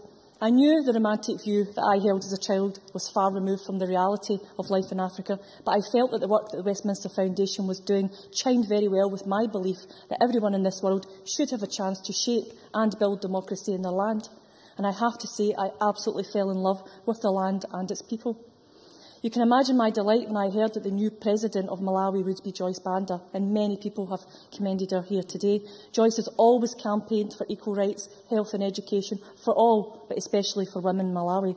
Joyce wants young women to be able to stay on at school. She has highlighted the risks of early motherhood and has championed the progress towards dealing with the root cause of bad maternal health. She has also, as we heard, started the process of repealing some of the very discriminatory laws brought in by Bingu. In that spirit, I'm delighted to support the amendment in the name of Patricia Ferguson today and add my commendation to the Scotland-Malawi partnership. For my own part, as Claire Adamson mentioned, I was honoured to open the NIDOS exhibition of charitable work being done in Malawi and across Africa last week in Lanarkshire. Presiding Officer, I travelled from Lilongwe to Nakata Bay South, which is almost the entire length of Lake Nyasa. The spirit of the people was breathtaking. The landscape was absolutely fantastic. And it was that spirit that carried me along. And in the same good spirit in which the Malawian people hold us, we are held in very, very high regard. The minute you said you were Scottish, they said David Livingstone. So it's in that spirit of equality, fairness and justice that took David Livingstone to Africa in 1840. In a letter to the editor of the New York Herald, Livingstone wrote, and I quote, "And if my disclosures regarding the terrible Ujijan slavery should lead to the suppression of the East African East Coast slave trade, I shall regard that as a greater matter by far than the discovery of all the Nile sources together." And that was his great passion, was to discover the source of the Nile, but he would have gladly have given it up to end slavery. What a very powerful reason to write to a newspaper, raising the inhumanity and awareness of the slave trade. Livingstone is remembered very, very fondly in Malawi for his endeavours to end the trade in human beings. And I believe that some things are really worth fighting for, are never that easy. And at the time, David Livingstone also wrote, "If you have men who will only come if they know there is a good road, then I don't want them. I want men who will come when there is no road." And again, showing you that in adversity, in the face of adversity, he took that courageous road. Over the course of his first 12 years, he developed a very, very strong anger for slavery, refusing to even follow the same path as the slave traders. Livingstone also wrote at the time, "It is so undesirable to travel in a path once trodden by a slave trader that I prefer to find another line of march." And if you go to Westminster Abbey and you look at the inscription in David Livingstone's tomb, you will see written, "Brought by faithful hands over land and sea, here rests David Livingstone, missionary, traveller, philanthropist, born the 19th of March 1813 at Blantyre, Lanarkshire, died May the 1st, 1873 at Chitambos village, Ulala. For 30 years his life was spent in an unwearied effort to evangelise the native races, to explore the undiscovered secrets, to abolish the desolating slave trade of Central Africa, where with his last words he wrote, and I quote, 'All I can add in my solitude is, may heaven's rich blessings come down on everyone, American, English or Turk, who will help to heal this sore.'" A great testimony indeed. Presiding Officer, the David Livingstone Centre is a jewel in Lanarkshire's crown. I am delighted future generations of Scots and visitors from across the world will continue to be able to learn and gain inspiration, the inspiration that I gained from Livingstone's life and legacy. It is the reason I put my heart and soul into securing that future when the centre was under threat in 2009. I am delighted the Scottish Government has committed to celebrate the 200th anniversary, and I am equally delighted that this Government has and will continue the good work started by Jack McConnell and his many colleagues over the last 12 years. Presiding Officer, David Livingstone died in Ulala in Central Africa in May 1873. Livingstone's heart was buried under a mapunda tree, but his faithful attendants enclosed his embalmed body in a cylinder of bark, which was wrapped in sailcloth and carried it to the coast and then sailed to London, arriving the following year. Presiding Officer, David Livingstone belonged to Scotland, but his heart belonged to Africa, and I believe that Scotland's heart also belongs with the people of Malawi. Many across this chamber have recognised that very eloquently today. Livingstone's values of the 1840s, the values of justice, equality and fairness, are still the values of Scotland today. And if we stay true to those values, then our future and the future of our partnership with Malawi is sound. Thank you. I call James Kelly to be followed by Sandra White.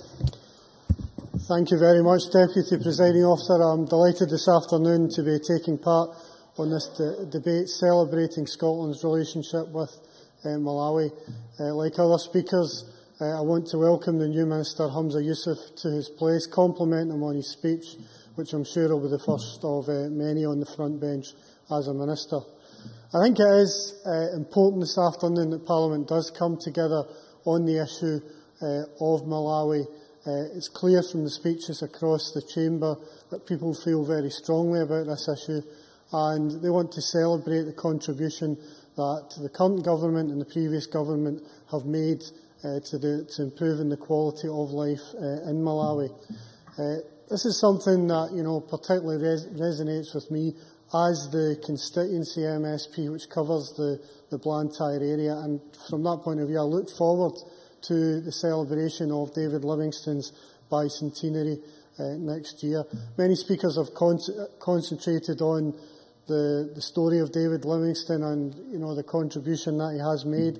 I think it is worth reflecting just a bit more on his early life in Blantyre in order to look at the inspiration that life gives, not only to those trailblazers in Malawi currently, but also to young people throughout Scotland and in Blantyre, Lanarkshire in particular. As Siobhan McMahon noted, David Livingstone grew up with his family in a one-bedroomed house next to the Blantyre mill where he and his family worked. He went to work in that mill from the age of 10, working 14 hours a day. But it says a lot for the commitment, particularly of his father and his family, that when he came home from work, he then taught his son how to read and write. And at quite a young age, David Livingstone taught himself he taught himself Latin, which shows you the quality of the young man that he was. When he was 19, his family had saved up enough by that time to enrol at Anderson's University in Glasgow for him to go and study medicine. And one of the stories that's always really interested me about him is that every Monday morning he walked the 8 miles from Blantyre to the university at Glasgow, where he stayed in digs for the week. And that shows you how determined he obviously was to learn and to better himself. Obviously, he went on to be successful to gain the medical qualification, and as others in the chamber have pointed out, he then went on to make a major contribution, both as a missionary, a campaigner against slavery, and a philanthropist. And I think it's that story which can act as an inspiration to school children throughout Scotland. Back in Blantyre itself, there's a primary school, David Livingstone Primary, which is named after him. And as Claire Adamson and Christina McKelvey have pointed out, many of the local schools in the Lanarkshire area do visit the David Livingstone Centre. And I think next year's bicentenary will give a great opportunity for focus on that centre and focus on the story of David Livingstone. Because I know that many school children, when they go there, they don't know a lot about the story, but it's a very good centre and it's got a great story to tell. I think, moving it forward, the issue then is how can we use that legacy and how has that legacy been used in order to, tackle the problems that Malawi has faced and to make it a better country. Clearly there's a major issue, there remains a major issue around poverty, and the initiative that Claudia Beamish highlighted on the cooperative colleges is one, which gives the opportunity for 10,000 people to come into contact with that scheme, and 2,700 people being directly trained as farmers in the modern techniques of farming and how to run a farming cooperative. And that, helps lift many out of poverty. And the same can also be said for the NIDAS project that Claire Adamson and Christina McKelvey mentioned. That project also visited Rutherglen, and I was very interested in the fact that the water purification system, again developed in Glasgow, had saved in the region of 800 lives. So we see there schemes that tackle poverty, that improve the health and well-being of the people of Malawi. And I think when you do that as a country, you then see improvements in the country's political infrastructure. And that obviously is highlighted in the Labour amendment, showing some of the initiatives that have been taken forward in recent years, particularly in relation to women. So in summing up, Deputy Presiding Officer, I think it's been an excellent debate this afternoon.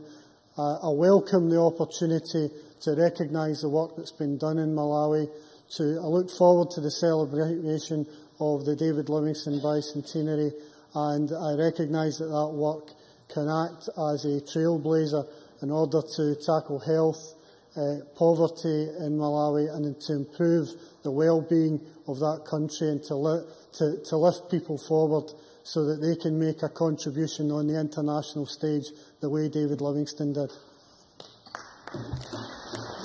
Thank you. I now call Sandra White to be followed by John Park. Thank you very much, Presiding Officer. I welcome Hamza Yusuf in his role as Minister for International Development and External Affairs. I wish him well, and I know he'll do very well in his role. I've known Hamza from the very beginning, and I certainly know that his heart is in the right place, and certainly international development and external affairs could possibly be made for Hamza. So I wish you well in the role, and I'm sure, as I said, you will do very well. Presiding Officer, I also would like to congratulate and thank the Education Secretary for the £100,000 announcement for postgrad scholarships in Malawi. I think we all know that education is knowledge, and through knowledge people can evolve, and I think it's an excellent initiative, and I look forward to reading it and seeing more about it. I can congratulate the Government and the Education Secretary for that. Can I also pay tribute to all involved in the partnership with Malawi, local schools, organisations, Mary's Meals, individuals, and yes, politicians from every party. Now, Lord McConnell has been mentioned before, and I firmly congratulate him, but I do think, like Liam MacArthur and others, that Karen Gillan deserves a special mention. Also Ted Brocklebank. Karen Gillan was a member of the CPA, which I'm a member of the Executive Committee, and throughout her time there, Karen's special interest was Malawi, and not just through the Parliament or the Commonwealth Parliamentary Association, but in her personal life and personally also. So I just would like to put on record my thanks to Karen Gillan and Ted Brocklebank for the excellent work that they put forward and carry through on behalf of the CPA and the Parliament also. Now, I've mentioned the Commonwealth Parliamentary Association, and the reason I have mentioned that is because I really want to base my contributions on the involvement that the CPA has with Malawi and what we gain from that involvement also. It's not just the contributions of the MSPs, ones who I've mentioned, but others also, but it's also the staff of the Scottish Parliament too, and not a lot has been said about the involvement the staff of the Scottish Parliament through the CPA has with Malawi. Malawi. I'll name a couple of projects which went through the Commonwealth Parliamentary Association, study visits by Malawi committee clerks to the Scottish Parliament to learn experience from that. Scottish Parliament committee clerks have held workshops in Malawi to show them exactly what they do here in this Parliament and given their expertise also. And a very successful internship programme where we had a Malawian clerk come over here and shadow and work very closely with the Parliament staff here. And I think that's, partnership in absolute working. Now, Presiding Officer, engagement with Malawi, as I said, has provided a direct international perspective for MSPs and Parliament staff, and has allowed, as I've said before, them to work together as equal partners. And that's an important point. Equal partners to share knowledge and experience. And the CPA Scotland branch and its members are keen to ensure that special relationship between our two countries, continues for many years to come, and I'm sure under Hamza Yousaf's stewardship, it certainly will. I mentioned issues and projects which we have been involved in. Arrangements are being put in place to invite two Malawian officials to the Scottish Parliament for an intensive work study visit early next year. We also have a group of MSPs who are paired with members of the National Assembly of Malawi. Maureen Watt and Sarah Boyack are two of them. Patricia Ferguson, myself and others have been involved also. And we believe that working together in this initiative will strengthen the democracy of both the parliaments. And of course, I think we have to mention this, in May 2010, Annie Lennox, musician and campaigner, became the special envoy for the Commonwealth Parliamentary Association, Scotland branch for Africa, focusing on women, which has been mentioned. Yes. Patricia Ferguson. I'm sorry to interrupt Mrs White's flow, but I just wondered whether she, like me, would welcome any other colleagues who might wish to take part in the pairing initiative to join us and to help to spread the word and to be able to make more connections with our colleagues in Malawi than we can at the moment. Sandra White. I welcome the intervention from Patricia Ferguson, very much so. Perhaps a free advert for them to contact the CPA Margaret Neal Secretariat, and we're more than welcome to come along and join us also. I was mentioning the fact of Annie Lennox, who obviously I think everyone knows, but I think that the big thing I'm proud of is it was the CPA Scotland branch that actually initiated this, and Annie Lennox very gladly took part in it. And she has now become famous, not just in her own right, obviously, but as a special envoy for the CPA and for the Scottish Parliament. It takes that goodwill not just throughout Africa, but basically focused on Malawi. And the ongoing campaign that Annie has embarked on is tackling HIV and AIDS. Her role as special envoy for the CPA Scotland branch is to report back on these issues, and particularly reports back on a regular basis, but particularly focus on Malawi. And she did last year and came back to the Parliament and reported on that.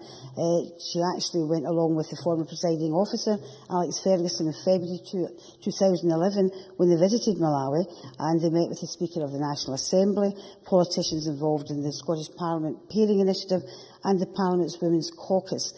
And they came back a month later and reported to this Parliament regarding that. And I think it's really important to let people know that sometimes in this Parliament we don't always agree on things, and sometimes in this Parliament we think some things are done wrong. But I think in this particular issue we all agree, and I think it's something we should be particularly proud of. Yes, there's work to be done, but it has been started off, and I think we should be particularly proud that this Parliament has such a close link and a mutual link with Malawi and the people who live there. Thank you, Presiding Officer. Thank you. I now call John Park to be followed by Jamie Hepburn. Thank you, Deputy Presiding Officer, and I welcome the opportunity to speak in this afternoon's debate, which I've thoroughly enjoyed. Listening to all the experiences that people have had either in Malawi or their constituents' involvement in Malawi, and we spend the vast part of today's contribution from myself speaking about what I think is an excellent example of a constituent or an organisation in my constituency taking something forward in Malawi. First of all, I'd like to also welcome Hamza Yousaf to his new role. Wish him the best of luck. I'm sure he'll enjoy it no matter what. And also in that spirit, just maybe complement the contributions we've had this afternoon on the basis of the recognition that has been given to previous governments, to the continuity that we've had in the work around Malawi, and just the whole spirit of the debate we've had. I think it's shown that the Parliament in a good light, and it's also shown that the consistency that you can sometimes get on issues, if you have wider parliamentary support, which there has always been for Malawi, does show us in a good light, not just in parliamentary times, but it's also about how the Scottish Government and the previous Scottish Executive can be viewed in a positive light as well. So I think that's been an auspicious debate and certainly something that we should all be quite proud of. I've also learned quite a lot about David Livingston. Didn't know an awful lot about him, to be honest, prior to the debate today. Obviously knew who he was and knew broadly, but I think the contributions and around what he's achieved and what he did and what he did in that country and more widely across the world is something I didn't fully appreciate and certainly do now. I want to talk a little bit about a project in Dunfermline which has been taken forward by Ingalls Veterinary Hospital. They travelled to Malawi, 4 of them, in May of this year, to convert a clinic run by the country's only animal welfare organisation into a state-of-the-art veterinary centre. That was a voluntary effort from Ingalls.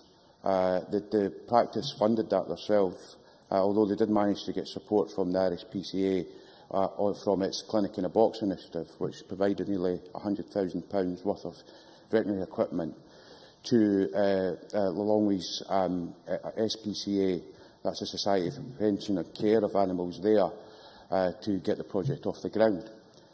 Over the course of its 10-day visit, the team, headed by the MD, Adam Jolly, helped install the equipment. Some of that had been provided by the Irish PCA directly, as well as the funding, but also some of that comes from Ingalls Veterinary Hospital itself. The end result has been that Ingalls' mission to Malawi saw the transformation of a fairly rudimentary setup into probably the best equipped vets practice in Central Africa. Dr. Richard Suna, project manager at the SPCA, summed it up perfectly, I think, when he said, "I am over the moon with the new clinic. It's going to make such a difference to us, and so many more animals can now be saved. We had absolutely nothing in our rooms before. We had to make do with basic supplies and no X-ray or blood machines. It's groundbreaking and exciting era for animal welfare in Malawi." Of course, these types of interventions sometimes just happen in isolation, and I think the key thing that I've heard today and learnt today in this debate is that you need sustainability. You need people to go back and support these type of initiatives to make sure that that they continue. So Dr. Susuna has travelled back to Britain to receive an award actually from the Irish PCA. But while he was in the UK, he visited Fife again to seal a twinning relationship. So I know that this relationship with Ingalls Veterinary Hospital is going to continue and is going to make a real difference. Of course, under that arrangement, what that actually means now that staff from the hospital here in Fife will continue to go over to Malawi, and they will continue to work with the staff there to make sure that the equipment they've put in place is used effectively and that the capacity continues to be built in that area to ensure that the work that's been done, the investment that's been put in, has a long-lasting effect. Of course, the initiatives like this do help significantly, but there are obviously ongoing problems in this country that we've heard about today. One of them is that increase in capacity of the veterinary services and the provision that's needed there. I didn't realise this, and I've heard some figures being put around the chamber today, but looking at this issue in particular, Malawi has a population of 14 million. It only has 9 registered vets. Ingalls Surgery, the hospital there, they have a surgery in Cowdenbeath, they have a hospital in Dunfermline, they have another surgery in Inverkeithing, quite a small area in terms of population and geographical size, and they have 16 vets, almost twice as many people who work there on these issues. I think this type of activity, the work that we've done around educating our younger people about the opportunities that exist in Malawi and the problems that are there, reflect well on us as politicians. I never thought when I entered Parliament that I would have an opportunity to talk about a veterinary hospital in Malawi. I never thought that opportunity would arise. And I think that opportunity says one thing. It says that when good work's happening in your own constituency and people are taking forward initiatives, and we've built capacity here for that to happen, it's a great privilege of mine to come and tell the Chamber about that, and hopefully this project will continue to be a success and expand across the country. Thank you. And I call Jamie Hepburn. Thank you very much, President Officer, and can I thank the Scottish Government for bringing forward this issue for debate, and can also congratulate Hamza Youssef on leading what I'm sure will be the first of many debates as a Minister. Unlike other members, President Officer, I've not had the privilege of visiting Malawi, and I say this with a degree of trepidation. I've not even had the opportunity to visit the David Livingstone Centre, but it doesn't lessen my interest in this debate in any way. It was mentioned earlier that the debate is timely because of the bicentennial of David Livingstone, and I suppose that's absolutely correct. But I would suggest that this is always going to be an important debate, because if we look at some of the key statistics for Malawi, we understand why we are working with that country. Life expectancy in Malawi is 51.5 years for men, 53.13 for women, whereas in our country it's 76.1 years and 80.6 years respectively. In literacy terms for Malawi, it's only 81.1% for men, 68.5% for women. Malawi is, as was said earlier, one of the poorest countries on the planet, with some 75% of the population living on less than $1, 60 pence a day, and 460 women die in childbirth for every 100,000 births. And we also know about the HIV/AIDS problem that the country has as well. I would suggest, President Officer, in our relative comfort here in the West, we have to be ready to accept. I think the Minister was absolutely right to say that we should be outraged by these statistics. If a person can't be outraged by those statistics, I don't know what is going to outrage them. But in our relative comfort here in the West, we also have to be ready to question what has contributed to these statistics in Malawi's modern-day reality. We are very ready and right to talk of Scotland's positive historic links with Malawi, and David Livingstone is the shining example of this, but we should also be prepared to face up to our negative historic links with Africa as well. And I thought Christine McKelvey spoke very eloquently of David Livingstone's righteous indignation against the slave trade, which was, of course, commendable, but the target of his ire reminds us of part of that relationship with Africa, which was largely a relationship of imperial domination and exploitation, be that of the continent's people or its resources. So it's, I think, especially right then that we focus some of our efforts on helping the people of Malawi help themselves. And indeed, I think the links with Malawi that Scotland has forged has been probably one of perhaps the greatest successes of devolution. And I think it is right to place on record our thanks to the previous administration. It does demonstrate what Scotland can do, can play its part as a global actor. And it reminds us that we're not only citizens of Scotland, but citizens of the world. It's a reminder of our common humanity. And indeed, I was reminded of those words of Senator Robert Kennedy of the 5th of April 1968, when he said, "We can perhaps remember, even if only for a time, that those who live with us are our brothers, that they share with us the same short moment of life, that they seek, as we do, nothing but the chance to live out their lives in purpose and happiness, winning what satisfaction and fulfilment they can." Members will forgive the gender-specific language, perhaps, of its time, but it's certainly a statement that resonated with me in terms of today's debate. And indeed, the Minister reminds us this is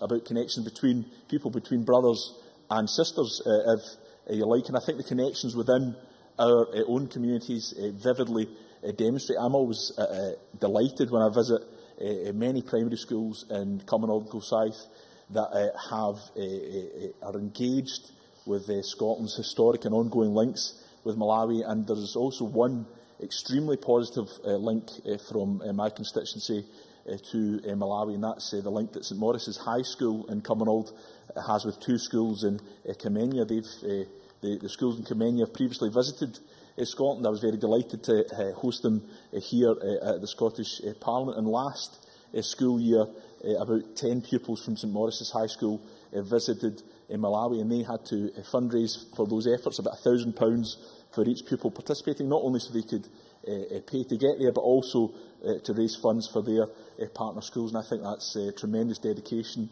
for those young people. It demonstrates the positive links that exist between our two countries. And I think if anything is going to keep the flame of the links between Scotland and Malawi burning, it will be these links that are forged between the young people of the two countries. And of course the links go beyond schools. Again, I'm also always very impressed when I go to visit some of the churches in my constituency who engage with the relationship between the two countries. And of course there are many links with Malawi through the great work being undertaken by non-governmental organisations on the ground, funded by the Scottish Government. We've heard of some of these efforts throughout the debate today. And I suppose we set these out in detail, not particularly to commend the Scottish Government, although I think they should be congratulated for funding these efforts, but more to commend the efforts of those directly involved. I think theirs is the example that ensures the links between Scotland and Malawi remain worthwhile and real. Can I conclude very briefly by turning to Patricia Ferguson's amendment, which I fully support. Joyce Bandit is seeking to challenge some of the ingrained discrimination that women and gay people face in Malawi. I think she deserves our support in those efforts. I think it underlines the importance of our continued engagement with Malawi, along with all the other efforts that have been taken to help people in that country, and that's why I'm delighted we've had the chance to have this debate today, President Officer. Thank you very much. Thank you very much. We now turn to the closing speeches, and I call Murdo Fraser. 6 minutes, please. Thank you, Presiding Officer. Can I start by declaring an interest as a member of the Scotland-Malawi partnership? This has been a very good debate with some excellent speeches all around the Chamber, and very consensual, and none the worse for that. And like others, can I welcome Hamza Yusuf to his new post and congratulate him on his debate debut in the Chamber. My only regret is now he is a minister, he seems to have less time to tweet quite so regularly, a source of great disappointment, I'm sure, to his many followers. The Minister and quite a number of members referred to the fact that next year is the 200th anniversary of the birth of David Livingstone, and Bruce Crawford, Christina McKelvey, James Kelly and others referred to David Livingstone's legacy in Malawi. David Livingstone is a hero of mine, certainly was a childhood hero for his exploits in exploration in Africa. He was the first European to see the Victoria Falls, which of course he named for the Queen of the Day, and I incidentally had the pleasure of spending part of my honeymoon at the Victoria Falls many years ago, not quite as long ago as David Livingstone visited, I have to say, but many years ago. And what is interesting about David Livingstone's legacy is and a number of members made this point, is how he is still revered today in Malawi more than 150 years after he visited that area. And I think that's very unusual, of course, in terms of the European legacy in sub-Saharan Africa. And the point was made by a number of contributors that there were two great passions that David Livingstone had. The first was the promotion of Christianity, and the second was seeking to oppose the slave trade. Anybody who goes to Malawi today, and the Minister made this point in his opening remarks, will recognise the huge importance of Christianity as religion to people in that particular country. And people in Malawi trace that back to David Livingstone and the missionaries who followed on from him, and very much value the contribution that they made. And of course the second part of what David Livingstone did was lead his crusade against what was then the Arab slave trade, which was ravaging the population in that part of Central Africa. And it's that unique dual contribution that he made that has led to him being still celebrated in Malawi today. And I think it is striking, and it tells its own story, that in the post-colonial period, when so many African states were changing the names, the European names that were given to their towns and settlements, to African names, that in Malawi, the name of the principal city, which was Blantyre, named after David Livingstone's birthplace, was preserved as a European name, as indeed was Livingstonia in Malawi on a similar approach, which just demonstrates the affection which modern-day Malawians still have for David Livingstone. And of course that connection continues today in so many different levels, not least between the Church of Scotland and the Church of Central Africa Presbyterian in Malawi. And when I was in Malawi in 2006, I had the privilege of attending, I think, 2 church services of the CCAP. And apart from the much more enthusiastic singing you get in Malawi, you could almost have been at a Presbyterian Church of Scotland service back home. Quite a number of members made reference to civic society in Scotland and all the different groups, charities and churches involved in developing links with Malawi and with groups there, and Jamie McGregor and others referred to the excellent work done by Mary's Meals. Patricia Ferguson and Claudia Beamish and others referred to some of the political changes in Malawi and the changes that have happened in particular since the inauguration of Joyce Banda as the new president. And Joyce Banda has made it her goal to increase economic prosperity, trying to develop trade, not aid, as a long-term goal. And I think we should try and see how Scotland can become increasingly a trade partner, even if, like Stuart Stevenson, we want to purchase less tobacco from Malawi. I think we need to look at ways to increase these trade links. When I visited Malawi in 2006, one thing that was striking was the dire shortage of teachers at both secondary and primary level. And at that time, twinning links with Scottish colleges, schools and universities were being mooted as a means of increasing the transfer of knowledge to Malawi. I think that's something very positive and something I think we want to see develop even more, and I'm aware of a number of Scottish teachers who've gone on secondment to Malawi, taking their skills there and helping bring up the standard of teachers there. And we have a lot to learn from each other. Jimmy McGregor and others referred to the issue of malnutrition. And of course, apart from education, that's one of the biggest challenges facing children in Malawi. Up to 47% of Malawi's children suffer from stunted growth. That's an appalling statistic, and in itself prevents many of them from developing in education as fully as they should. Given the time available, Presiding Officer, I just want to close by offering some comments and thoughts on the whole question of international aid. There's a very lively debate at the moment about the level of international aid that we provide within the UK and whether that can be afforded in these current very difficult times. My own personal view is that the UK government is to be applauded for, at a time of great budget stringency, ring-fencing and preserving the international aid budget.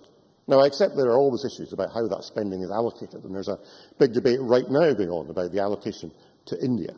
But I think the principle of preserving the level of help we give to other countries is absolutely vital, because no matter how bad it is for people in this country in these difficult times, even the poorest people in our society have a standard of living that is the envy of many people in countries like Malawi. And I think just as we are, as the motion says, global citizens, we have a responsibility that goes beyond our own borders and goes to the wider world. The Scottish Government's contribution may be, in the scale of even what the UK produces, a very modest one, both to Malawi and further afield, but it is worthwhile. It makes a real difference on the ground. It should be applauded, and I am pleased to support the motion. Thank you. I now call on Sarah Boyack, 8 minutes. Thank you, Presiding Officer. I also want to welcome Humza Yousaf for his first debate as Minister. I've seen him at so many events recently, but I'm kind of surprised it is his first actual debate. And I think it's a good choice of topic, because the timing of this debate is very good for all of us. It's appropriate that, given the forthcoming celebrations of David Livingstone's bicentenary, we reflect on the special relationship between Scotland and Malawi, and we reflect on what's been achieved, but we also think about what more we could do in the future. And I want to do both of those in my summation today. As part of the Scottish Parliament visit several years ago, I saw for myself the practical impact of support from the Scottish Government, from civic organisations and charities based in Scotland, but I was also really struck by the contribution of individuals. And I think the quote that Maureen Watt gave about the research in terms of the contribution for Scottish civic society is really important that that's on the record. It is a phenomenal financial resource, but it's also an incredible human resource. The number of retired teachers, retired medics who've actually gone out to Malawi and who've basically put all their lives' experience and finances into helping out small communities is just phenomenal, and I think we want to record that. I also think there's been a welcome addition in today's motion from the Scottish Government to reflect the importance of what we could do in climate change and renewables. I think that is important, because if we're going to make a contribution to tackling the extreme poverty that's experienced in Malawi, and if we're going to try and help them develop a fairer, more environmental, sustainable economy, then it is crucial that we don't ignore climate change and renewable energy. There are big opportunities there. I think the amendments also strengthen the Government's motion today. I think Patricia Ferguson's amendment highlights the importance of the Malawi Government and civic and governmental work. It's particularly important, I think, to welcome the new leadership of President Joyce Banda. And I think in terms of the work that we do as a Parliament, we have to acknowledge that the delivery of the Millennium Development Goals is absolutely dependent on ensuring that there's a gender analysis that underpins that, because we will not achieve the Millennium Development Goals without women's equality being at the heart of that, an explicit part of development work. So I very much welcome the comments that were made by Siobhan McMahon and by Claudia Beamish today about the importance of the cultural challenge in Malawi and of our support for educational opportunities for girls. It's absolutely crucial if the country is to move forward. I think there's also an issue about strengthening the Malawian Parliament and its role. And I do want to say that I think the work that's been done, and I think it was highlighted very effectively about the CPA's work. I think that is absolutely right. Sandra White's right to point to that. It's long-term work, and I think it's important that we strengthen and deepen that. The pairing system that was mentioned by Patricia Ferguson is a good practical way of us doing it. There is nothing more that can concentrate the mind when you realise the complete absence of resources that Malawian parliamentarians have to carry out their work. If you speak to us all off the record, we'll probably all moan about the resources we've got. We won't do it on the record. But you go and compare it with the experience that Malawian parliamentarians have, and it is literally another world. They don't have anything like the resources we have, and there's so many things we take for granted. I think that's been an important contribution. The specifics in terms of how we move forward, educational opportunities, I think continuing to support the work on HIV and maternal health projects, that was highlighted by Patricia Ferguson. My own memory in Malawi is of seeing the joy in a small village when they were given a push bike with a flatbed trailer attached to it. That was their ambulance for getting pregnant women to hospital so that they would be able to give birth in a safer environment. It was shocking to me at the time, but it was the joy at the same time. It just shows how far apart we are, and others have talked about that complete difference. In the Parliament, we've also talked in the past about cooperative and fair trade movements, helping to ensure that Malawi farmers get a fair deal for their crops and adding value through processing in Malawi. That's been mentioned today, and I think the climate change agenda poses a massive threat to health and farming in Malawi. The issue of clean water that we again take for granted is absolutely vital. Water supply and its maintenance is crucial. It's not just establishing boreholes, it's keeping them working. It's not just putting in water pumps, it's mending them when they break. And I think that's one of the things we could do in Scotland, is transferring engineering skills, which has got to be part of our assistance. And I hope the Cabinet Secretary might reflect on the possibility of technical training as well as academic support. Energy is also a key issue, and the statistic that was given by Bruce Crawford today, that 93% of Malawi's population don't have access to electricity, is a stark statistic, and there's much that we could do to support Malawi. There are technologies that are appropriate, that are available. There are technologies that are small scale, that are relatively straightforward, that could work without needing to build a grid. We know that, small-scale technologies. But the challenge is that they are far too expensive. In this country, we support them with significant subsidies. Imagine how much harder it is in Malawi. There's also the issue of the skills base to take forward renewables. So I hope, again, it's something that the Cabinet Secretary can reflect on in terms of specific support we could give, partly as a government, partly through Scottish enterprise, but I think we could also encourage some of our big energy companies in Scotland, who are global players, to put some of their corporate social responsibility into the direction of Malawi. I saw the project for Scottish Southern, which was a birthing, it's just basically a steel unit. It was a birthing unit, and it was powered by solar energy. That's a very straightforward thing to do. It's not a huge amount for a big company, but a strategy to bring that into play would be good. Looking at the practical options, looking at how we support Malawi. Scholarships are good. Technical colleges, that kind of skill isn't readily available in Malawi. We have enough of a problem in Scotland, but imagine that challenge in Malawi. Business startups and adding value to farmers' work. They're practical things that we could do. The statistic of the percentage of Malawi that doesn't have electricity, what that means is that people chop firewood down. They use it for cooking and they use it to sell. That's got a double whammy. It's bad for Malawi in terms of climate change because it's taking away the carbon sink. It's also incredibly bad for people's health because cooking inside with firewood leads to massive numbers of respiratory problems. So there's every reason in the world for us to support renewables, but to do it in such a way that helps. It's partly the technology transfer, but it's also thinking about the funding to support it. There have been some fantastic speeches today. I think this is the Parliament at its best. It's been great for individual MSPs to be able to talk about projects in their regions, the schools that are doing fantastic work. The Mums Initiative in my own region, where Linda MacDonald's been a fantastic worker to raise money for meals in Malawi. It's about exchanging expertise. It's about the benefits that both of us get. I think the comments that Liam MacArthur and John Park made about the fact that this is a sustained contribution we've made over the years. This is something that this Parliament has been able to do. I hope we keep that priority in Malawi. It's a deepened relationship, it's a real relationship, and it lets us get beyond the surface. I think that's really important. It's massively valued in Malawi. And as we look to the bicentenary of David Livingstone, let's see this not just as a historic relationship, but a relationship for the future in terms of education and training, health and clean water, and a fairer, stronger economy in Malawi. I think that's something we could all be proud of.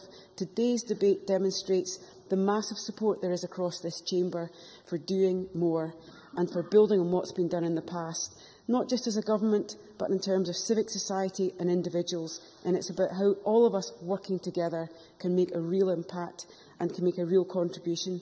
I think that's what this debate to me is all about. It's how this Parliament makes that contribution in terms of global justice and climate justice. And doing our bit is doing our bit in Scotland, but it's also helping out in Malawi too. Thank you, Presiding Officer. Thank you. I now call on Michael Russell to wind up the debate. Cabinet Secretary, you have about 10 minutes. Thank you very much, Presiding Officer. And first of all, can I add my voice to the welcome to Humza Yousaf in his new role?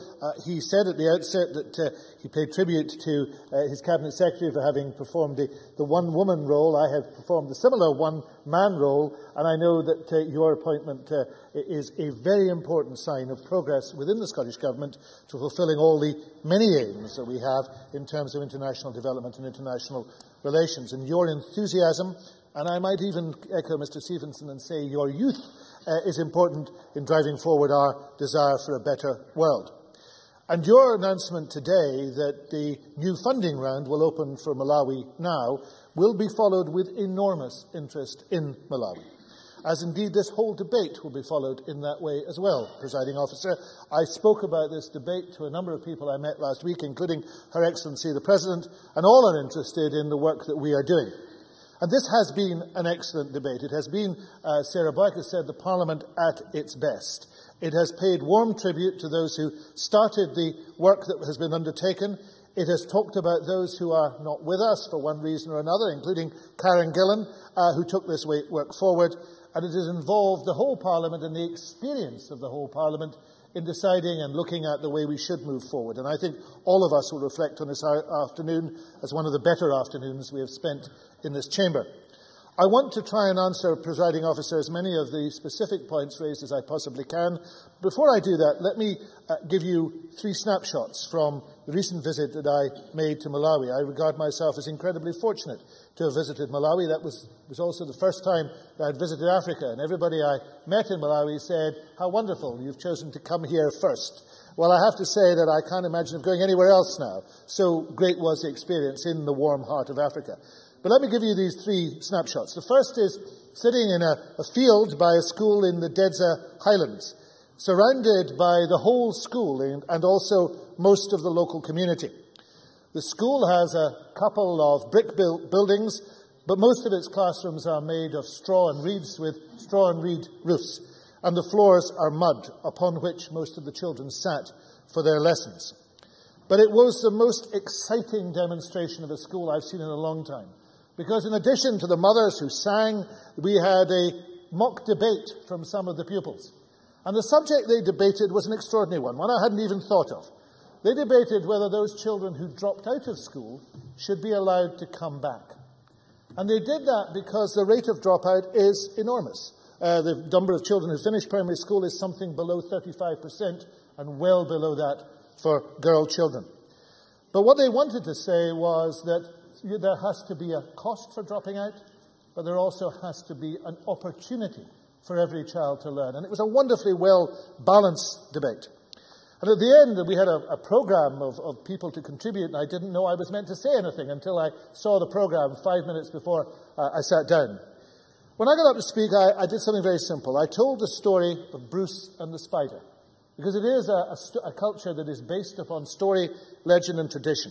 And the purpose of doing that was to talk about the determination of each child in that school to come to school every day, and the determination of the community to hold that school to itself.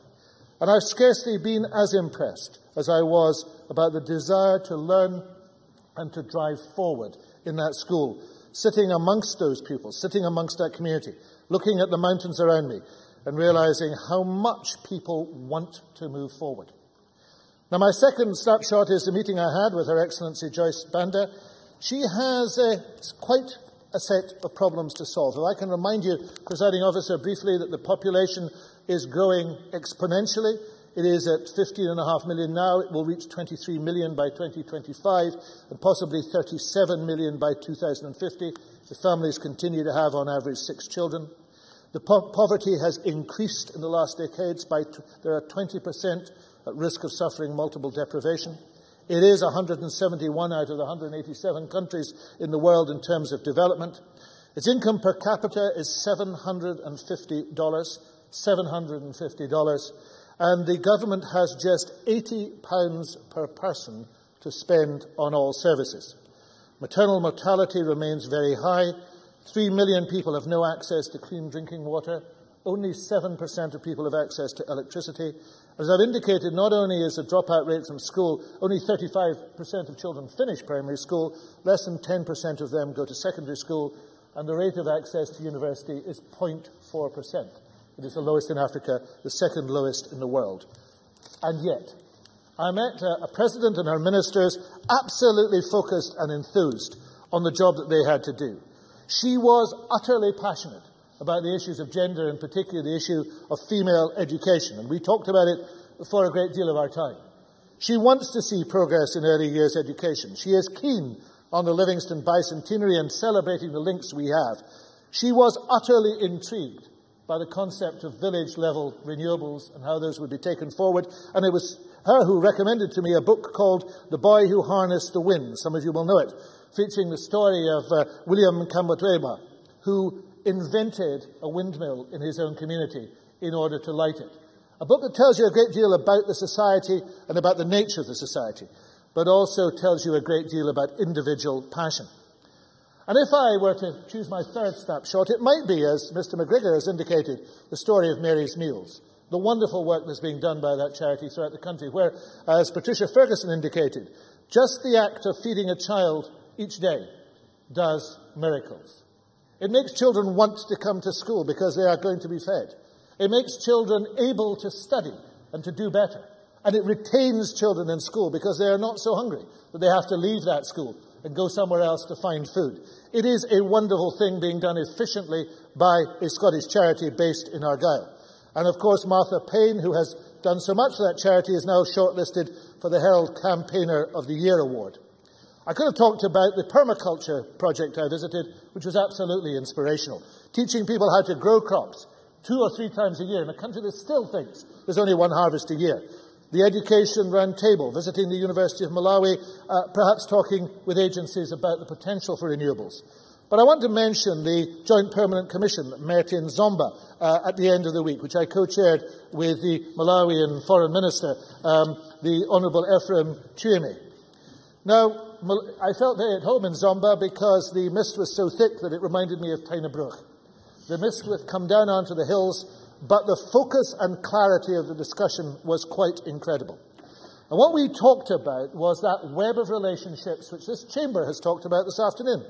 It is the range of organisations that are working together, not just the Scottish Government, though that's clearly a catalyst. It is Scottish Water, it's Education Scotland, it's the Prison Service, it's a police college, it's a national museum, it's a national trust, it's Historic Scotland, it is the Royal College of Psychiatrists, which is mentioned by Patricia Ferguson, in a country where there is a single psychiatrist who is licensed to practice, trying to assist in that way. But it is also charities and NGOs, inspirational work by, amongst others, Anne Gloag, and it is ordinary people in Scotland. And in this debate, the record will show that almost every person who spoke about a charity or a church or a school in their constituency that was linked with Malawi.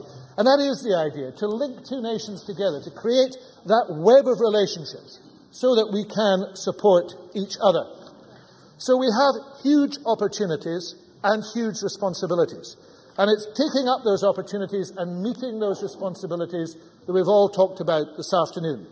I want very briefly to touch on some of the points raised because they're important points.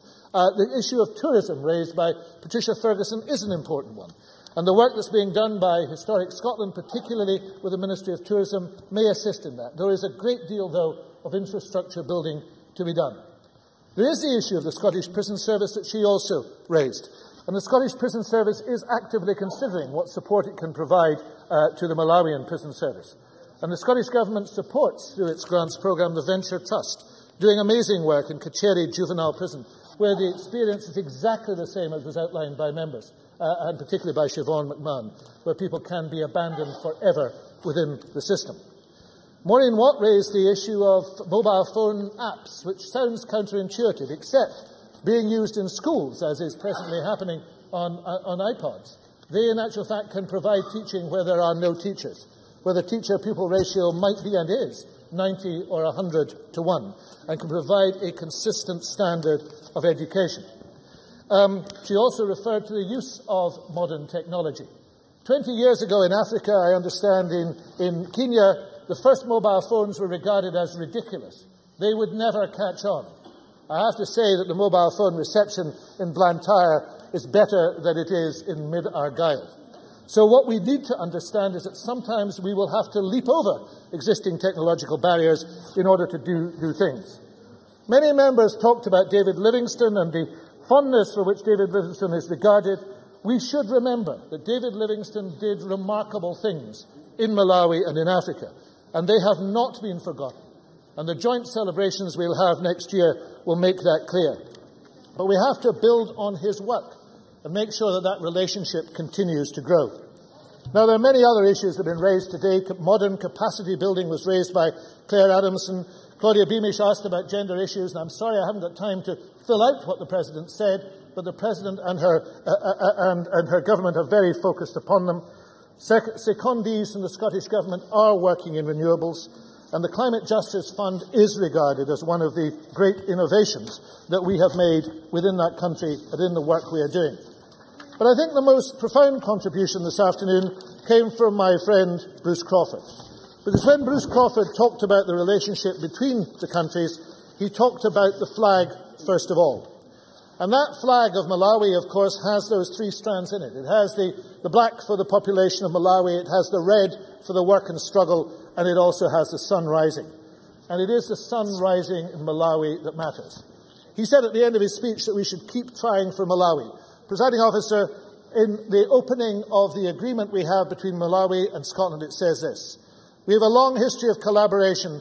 Both countries share a wish to build upon this history. This is a reciprocal partnership based upon sharing experiences. It is an opportunity to learn from each other. Those are the words of the cooperation agreement. That's been the nature of this debate. It is wonderful to see this Parliament and this Government united in taking that forward. Thank you very much. That concludes the debate on Scotland's relationship with Malawi, and it's now time to move to the next item of business, which is consideration of Business Motion 4702 in the name of Joe Fitzpatrick on behalf of the Parliamentary Bureau setting out a business programme. I would ask that any member who wishes to speak against the motion press the request to speak button now, and I call on Joe Fitzpatrick to move motion number 4702. Formally moved.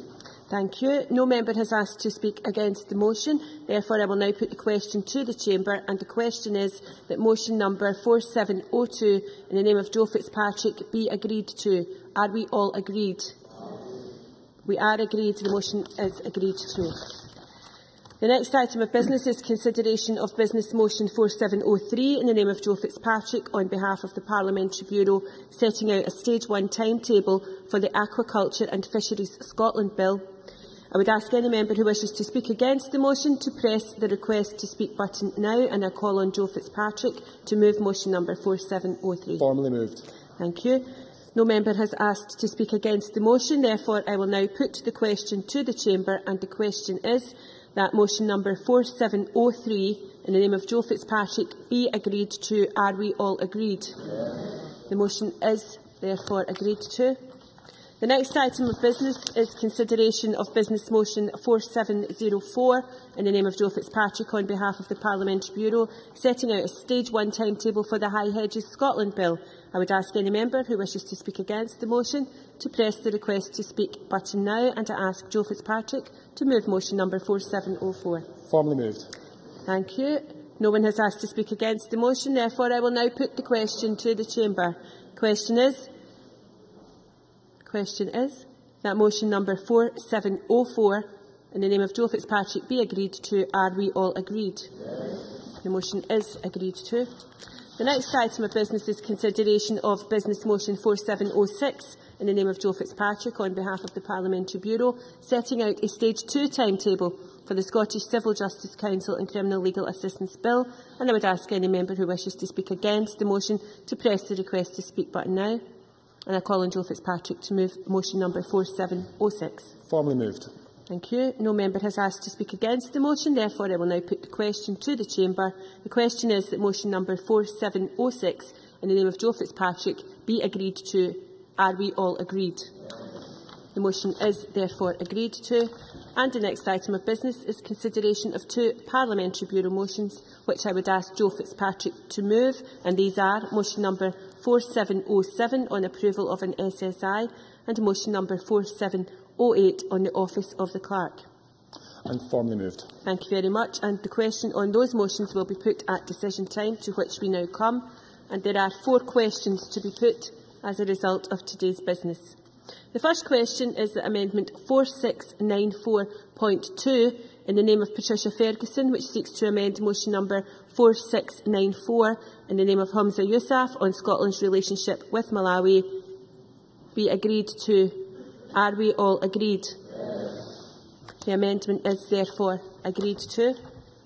The next question is that motion number 4694 in the name of Humza Yousaf as amended on Scotland's relationship with Malawi be agreed to. Are we all agreed? Yes. The motion is therefore agreed to.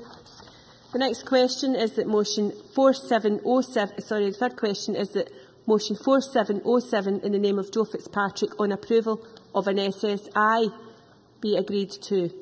Are we all agreed? Yes. We are agreed. The motion is therefore agreed to. The fourth question is that motion 4708 in the name of Joe Fitzpatrick on the Office of the Clerk be agreed to. Are we all agreed? Yes. The motion is therefore agreed to.